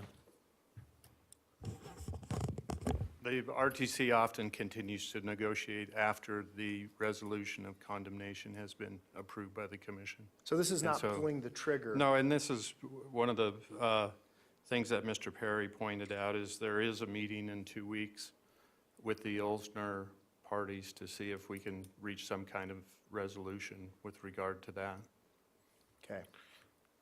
I think that pertains to all four of the items, there's two, all four of them, so within each item, so. We continue to Commission- negotiate. Commissioner Jordan. Thank you very much. I think it was up on a slide. How many parcels do we I believe need? there's 129. 129. Okay. Did anybody else ask for the damages clause? No, No? Okay, not thank you. that I'm aware of. All right. Any further discussion on the discussion of the block I vote? just want to make sure, so we have a motion to take these as a block? That's And correct. a second, and was that voted on? Not yet, no. Okay. That's where we're under discussion Yes. on the block itself. Yeah. So I have a motion and a second to take these items as a block. All those in favor signify by saying aye. Aye. Aye. All those opposed, motion carries unanimously. Now I'm looking for a second motion to either, looking to a motion to approve or deny. I don't understand. Move to approve. I have a motion to approve. Do I have a second? Second. Second by Mayor Smith. All those in favor signify by saying aye. Aye. Aye. All those opposed, motion carries unanimously. Okay. All right. Does that work for you, Mr. Ferguson? Yes. All right. All right. So we are on to item 7.1. Mr. Gibson. Mr. Chairman, item 7.1 is to acknowledge receipt of report on the draft fiscal year 2020-2021 Unified Planning Work Program. This is our planning efforts we'll undertake as a metropolitan planning organization, and Amy Cummings, the Deputy Executive Director, will provide this overview. Amy? Thank you. This is an item where we're seeking your input on our next 2 years of planning studies. We'll bring this back next month for action. We are continuing several projects that are in our current UPWP into next year. These are all underway. The Eagle Canyon Extension Alignment Alternatives Planning Study is currently in the RFP stage, so that one will be beginning soon. There are several other items that we would like to add for the upcoming year. One is to start working on our update to the Regional Transportation Plan. Another is, so we'll be probably looking at a 2045 or 2050 plan horizon for that update. We also are going to be working on our electric vehicle infrastructure, so that's talking about private electric vehicle owners and how we will provide for charging for them, and that will be done in close partnership with the jurisdictions. We'll also be looking at a charging plan for the RTC fleet. So you know that we have a goal to transition our fleet to 100% electric by 2030. This is looking at how do we make that jump from having a third of our fleet electric to the charging needs for the full fleet. We'll also be looking at potential alternative sites for our Meadowood Mall transfer transit station, updating our onboard transit rider survey, and updating our public transportation safety plan. So that's what we've identified up to this point. There are several other items that were suggested that we're going to roll into the regional transportation plan, like looking at freight movement, industrial roads, and some of the safety needs on our industrial roads. Great. Thank you, Ms. Cummings. Commissioner Hartung. Chairman, I have a question on the Eagle Canyon extension. So what that is, Amy, I want to make sure that everybody's straight. So the Eagle Canyon extension is the idea that we take Eagle Canyon, which turns into La Posada, all the way across through Hungry Valley to Lemon Valley, and then all the way out to the Tri-Center. This segment of it is only from Lemon to Pyramid Lemon that to we're looking Pyramid. at in this particular phase. Okay. So we're also looking at improvements on the existing Eagle Canyon as Okay. well. Okay, we are. widening from neighborhood to West Calle de la Plata, hopefully. We'll be looking at all those options. That is desperate. I hope we can move that up at some point. I mean, there's just no question. That is it's a terrible confluence in AM peak, not PM peak. It actually flows fairly smoothly PM peak, but because you don't have that school traffic involved by the time the commuters are moving back through the area. But I look forward to seeing how the alignment would look and what would go through there. So as soon as as you guys are talking about this, I would love to be part of that because that's right in the middle of District 4. And I remember when Eagle Canyon was a dirt road. Thank you. Thank you, Mr. Thank you, Commissioner Hartung. You know, Ms. Cummings, I want to thank you and staff as well. I got to participate in March 26th out at Demonte Ranch High School, kind of the kickoff part of the South Meadows multimodal study with that public meeting, and that was a phenomenally attended meeting, and some great things that came out of that. I mean, the public outreach that came from that study. So I look forward to those discussions and really kind of how it will alter and change how we approach some of the construction projects that they move forward within the region. So these are fantastic, but I look at, hopefully we'll see some great information, some great data come out of these. All right, any further discussion by anybody? I do not have any public comments signed in on item 7.1, so I will look. One other thing. Commissioner Carter. Amy, at some point, and I know my staff has asked, and Mr. Gibson, I know we've had this conversation, but when we add things like the signalization of Pyramid and Egyptian/Sunset Springs, which is, again, needed now. In fact, it already has triggered the warrants. That's the type of project that wouldn't be included in the UPWP, the planning Okay. studies. It would go through our traffic improvement program. Wonderful. Thank you. Mr. Chairman, Thanks, Mr. Chairman. Commissioner Hartung, that'd be a spot intersection improvement, which is a catch-all we have in our program of projects. So those type of immediate needs we deal with through the program of projects. As Amy said, this is a long-term, Just wanted to get it on the record. Thank you so much. Thank you. All right, looking for a motion to accept. So moved. I have a motion by Commissioner Hartung, second by Commissioner Jarden. All those in favor signify by saying aye. Aye. Aye. All those opposed, motion carries unanimously. Moving right along, we are on to item 7.3. Mr. Gibson. Mr. Chairman, item 7.3 is to approve a resolution supporting the Reno Spaghetti Bowl project. NDOT's seeking this resolution for us to partner and continue moving forward. Amy, you want to go through this real quick? It's your name on there. This is part, they're nearing completion on their environmental impact statement, as we talked about earlier, and they're seeking resolutions similar to this from all the jurisdictions just to show the strength of our local and regional commitment to this project. Commissioner Jarden. Move to approve. Second. I have a motion and a second. A motion from Commissioner Jarden, second by Commissioner Hartung. All those in favor signify by saying aye. Aye. Aye. All those opposed. Motion carries unanimously, and we do look forward to continuing to support NDOT as this project moves forward. All right. We are on to the fun part of the stuff. Ms. Haddock, we are on to item 8.1. Mr. Gibson, can you take us into this, please? Mr. Chairman, item 8.1 is to acknowledge receipt of the fiscal year 2020 RTC tentative budget and goals. Stephanie Haddock will provide us an overview of this, and we can have a discussion. I would point out that we'll be bringing this back next month on May 20th, which is not our usual meeting date for approval, and that is to comply with state law that sets the number of days, I believe, between when the budget's approved and when it's submitted and when it goes into effect. So with that, Stephanie. Yes, Stephanie Haddock, Director of Finance, and I'm going to give you just a nice overview, and I think it kind of works out that this is the last presentation for this meeting because a lot of what you're seeing in the budget, you've heard lots of presentations on up to this point. Just to review the schedule and the budget process, we always start with a director's retreat. We had that on February 1st. We established goals for fiscal year 20. A list of those goals is actually part of your packet. I would ask that if you have any additions to those goals or modifications to those goals, this is the time to let us know because they will be adopted formally with the final budget when we do that on the May 20th, which is a public hearing. It is changed in the legislature, in the 2017 legislature, that the earliest we can do a public hearing for a budget is May 20th, and the latest is May 31st, so that is why we had to change it. The tentative budget has already been, what I'm going to present today has been submitted to the Department of Taxation on April 12th. We're going to take this also to our advisory committees on May 1st.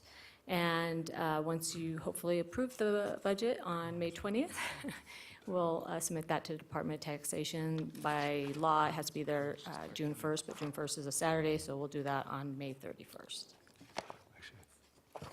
So, overview of all the revenues. We have $212 million in this budget, and I just realized that says 2019. It should say 2020. That's a typo. I apologize. Anyway, overview of the 2020 revenues, our largest portion being our fuel tax at $92 million, almost 46% of our budget.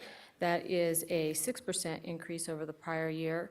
That's all based on the indexing, which that was one of the items in your consent agenda. This year's indexing is at 1.3% increase, which equates to a 1.13 cent increase in the total gasoline tax for Washoe County. We're also projecting about a 2% increase in gallon sales to get to that 92 million.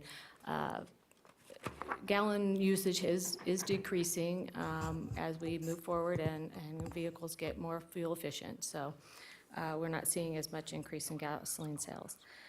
But the indexing does help us keep pace with inflation.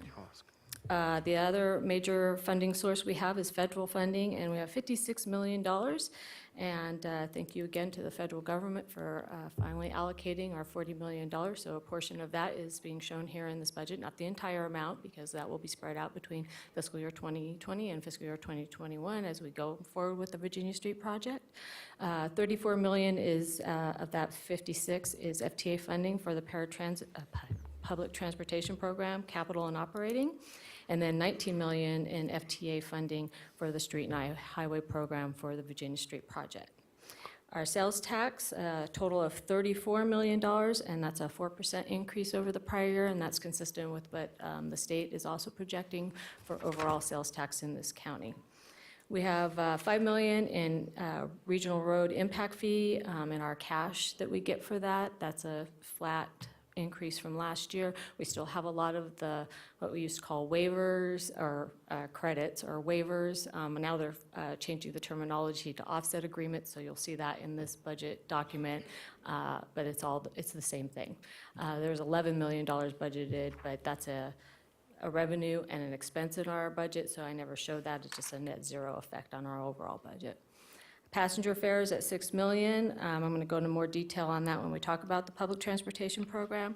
We do have some pass-through money that we get from the state, $2.5 million. Most of that is all in the public transportation program. I'll give some detail when we get there. Investment income of $2 million, and then the miscellaneous at $5 million is actually, most of that is $4 million in road project reimbursements that we do and when we get into these roads, but we just experienced with Virginia Street with the utility work. And also includes lease and advertising revenue. So, for the fiscal year 2020 expenditures, the largest portions, the largest wedges of that pie, that blue and that red, are our road project at $101 million. We have $76 million in the preservation and mobility projects, and $25.5 million in our capacity improvement projects, which you heard a lot about those, and we'll go into some more detail a little bit.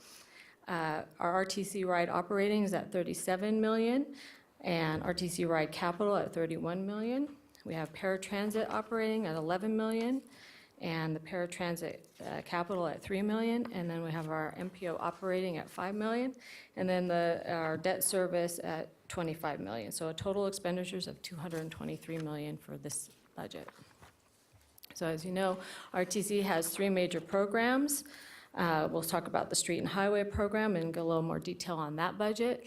We're going to start with a beginning fund balance around $134 million. I do want to mention that that includes $46 million in debt service, which is a reserve, and it's not available for spending. So really, we're carrying forward about $88 million.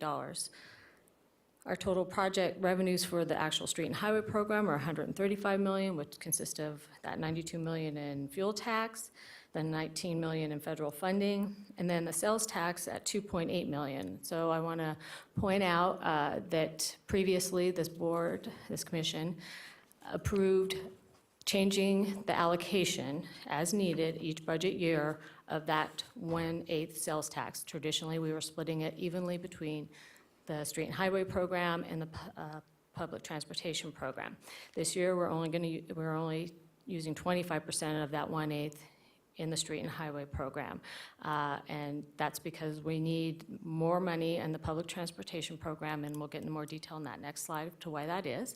But I do want to point out that our debt service is down to $24.6 million, and due to the refunding, that is a savings of $2.8 million that is going into this budget. So that money that we're taking over and putting in the public transportation is being you're not losing anything because you actually gain money in the debt service with the $2.8 million savings that we're going to have. So our total program expenditures, I mentioned, were $101 million. Again, these are all for projects. This is a cash flow for the projects that have been previously approved in our program of projects and our regional transportation plan. So the capacity at $25.5 million includes our commitment to the Spaghetti Bowl Express project, the $10 million for that, North Valley safety improvements, the preliminary engineering and design for Lemon Drive. We talked about those regional traffic signals. That's part of the capacity improvements.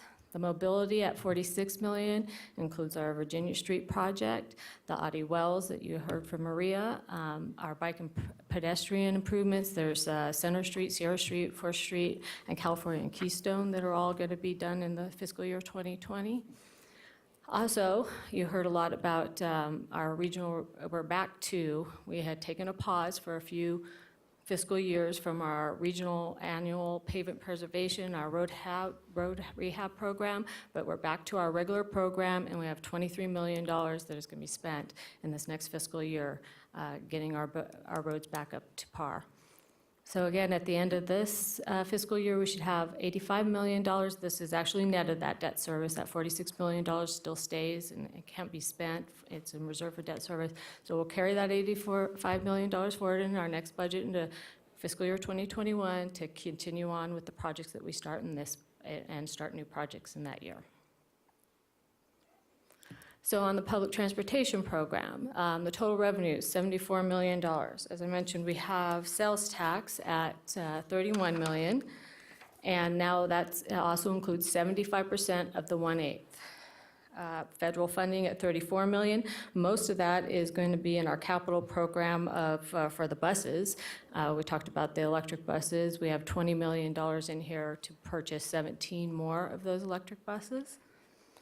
And then we have a little bit in here for the Virginia Street BRT stations or right-of-way that will start taking place in this fiscal year.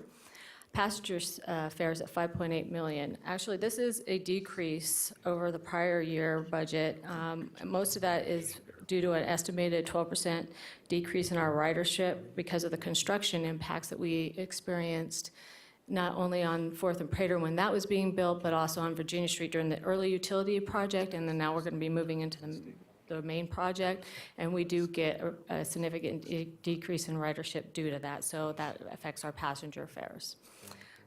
State funding, I mentioned we get some pass-through money from the state of $2.5 million. A lot of that's used for the employee trip reduction program that you heard from Scott today. That's van pooling, so we have some state money that helps fund that program. We also get a lot of money from Medicaid that helps with the access passengers. They supplement some of their rides.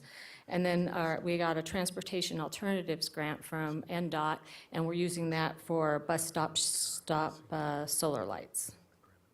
So the expenditures total $82 million. Our ride operating costs are at $37 million. It's a 19% increase over the prior year budget, which equates to about $6 million. This is why we needed the additional money in the public transportation budget. We had told you that the new Keolis contractor, they gave us a good price, but it is a significant increase over what we were paying with our our current contractor, MV. Also, there will be an 8% increase in the service hours. You heard a little bit that they're going to bring a May service change, but they're also looking at a service change in the fall. And this also includes the full BRT Lincoln line that is in operation now. So that's why some change in the actual service hours, which caused some cost increase for us as well. The capital costs, as I mentioned, $23 million towards buses. We also are going to do some terminal Villanova facility improvements, $5 million for that, excuse me. Bus shelters, amenities, and ADA improvements, $1.5 million. Our access operating costs at $11 million is a 12% increase over the prior budget. That's about an additional $1.2 million.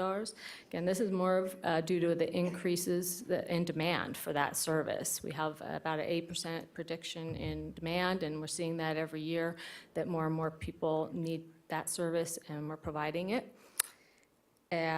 Also in this budget for the access part, we mentioned the microtransit.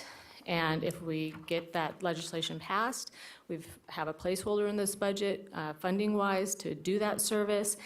And if we do that, it will probably be the access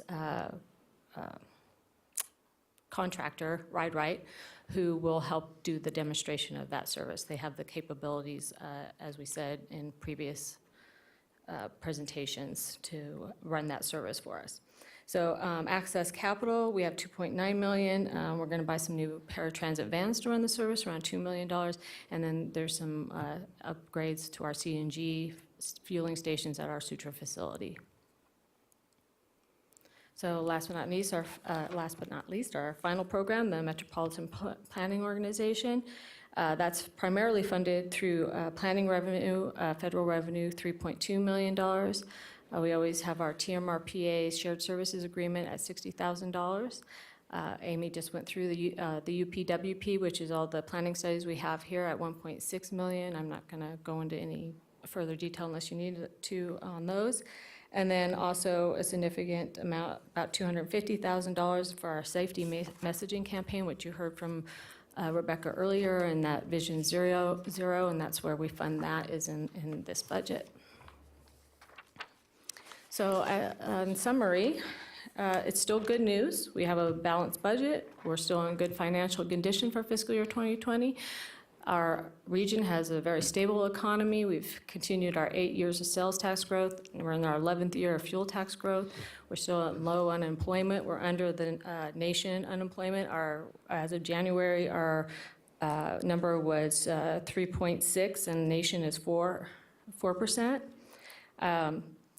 Continued job growth and personal income growth. RTC continues to be a lean organization with only 78 employees. And as we like to always point out, that we are always creating jobs, that 95% of what we take in revenues is invested back out through our contracts and all of the work that we put out into the community with private sector. So with that, I can take any questions or Mr. Chairman, changes. Mr. Chairman, I'd like to do a couple of add-ons to Stephanie's presentation. Specifically, this commission has set a number of directions for us through our planning process, including ADA accessibility. This budget reflects a continued investment and implementation of our first phase of those improvements to RTC facilities, including, most importantly, the commitment this commission's made to bus stop improvements. Of course, our always overarching emphasis on safety is continued through the investments made from our Vision Zero up to and including a continuation of partnership with Washoe County School District and the Safe Routes to School program. We have been very successful with the FTA in obtaining the $40.4 million. So we're going to carry that forward with an emphasis on the infrastructure and build programs, as well as our FTA research endeavors. And we're looking forward to some positive news, especially on those two grant categories. Project construction, again, focusing on Virginia Street, but also, as Stephanie pointed out, returning to the full investments in our pavement preservation and rehab programs. Amy's going to begin the 2045 RTP update. I just will add an editorial comment on that. I think the RTP may see some diversions, if you will, in goals and objectives with respect to kind of where we're going as a community. Finally, I just want to highlight, we will be going in, this budget reflects an entrance into a new world for us and a positive world. That's Keolis coming in to operate our transit system. As you'll recall, last month we approved the agreement with Keolis. They bring a fresh new approach to management, as well as some technical resources in the area of refining and operating our routes, and we're all looking forward to that. I'll get in trouble with Commissioner Jordan if I don't mention the bid and our continued emphasis on cooperating and working with the bid. If we don't improve downtown, we're not going to improve ridership in the long term. And I would also point out that that goes for Sparks too, and we're working very closely with the Sparks staff on a number of initiatives to make sure our services anchored at Centennial Plaza continue to move forward. So with that, I just want to highlight that the goals of this budget are the goals that you've set for us through our planning process, and this is a continuation of the steps it's just going to take to get there. And so with that, we'll be happy to answer any questions. Thank you, Mr. Gibson. Commissioner Jordan. Thank you very much. I appreciate thoroughness on this. The question I have, very excited about the regional annual pavement preservation and road rehab line item being back in here. Is this, do we have an allocation of the regions that this will apply to, or? Yes, well, I know we just released a contract for about $6 million to actually Sierra Nevada Construction, but I don't know the details of those roads, so I'm going to see if Brian has any detail. Good morning, Brian Stewart, Director of Engineering. Could you ask your question one more time? The question is, of the 23 million that is going into the pavement preservation and road rehab, do we have a map that shows the breakdown of the jurisdictions that the rehabs will occur in the fiscal year? Yeah, I don't have that with me right now, but for the last season, we got bit by the weather, and so there was a little bit that is continuing from the 2018 as far as the pavement preservation program. Then we're doing the full $6.1 million bid that we just opened region-wide, and the roads are picked from the PCIs and through the pavement preservation group as far as how that's gone. And then we'll continue into starting the design of the future. So I can definitely bring a map back to you or get you more information on exactly which roads are in the contracts. That'd be helpful. Thank you. Commissioner Hartung. Thank you, Mr. Chairman. Stephanie, Ms. Haddock, I apologize. On page 12 of 15 in the staff report, under revenues and sources, and you mentioned something about the RIF fees and the Regional Road Impact Fee, CCFEA, or Capital Contribution Front-End Agreements, that they cancel one another out. So I'm kind of not understanding, because our actual in CCFEAs was $714,512 in 2018, and yet our budget in CCFEAs, which means to me, what it means, the budget means is that we're going to get $15 million worth of infrastructure in 2019, but yet the estimated is only $100,000, and then we've budgeted $11 million.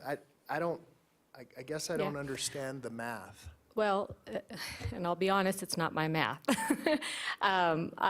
Those estimates and budget come from Julie Masterpool, who is in charge of our impact fee program, and she tells me every year. I ask her, what do you think? What are we going to put out in these offset agreements? Last year she said 15 million.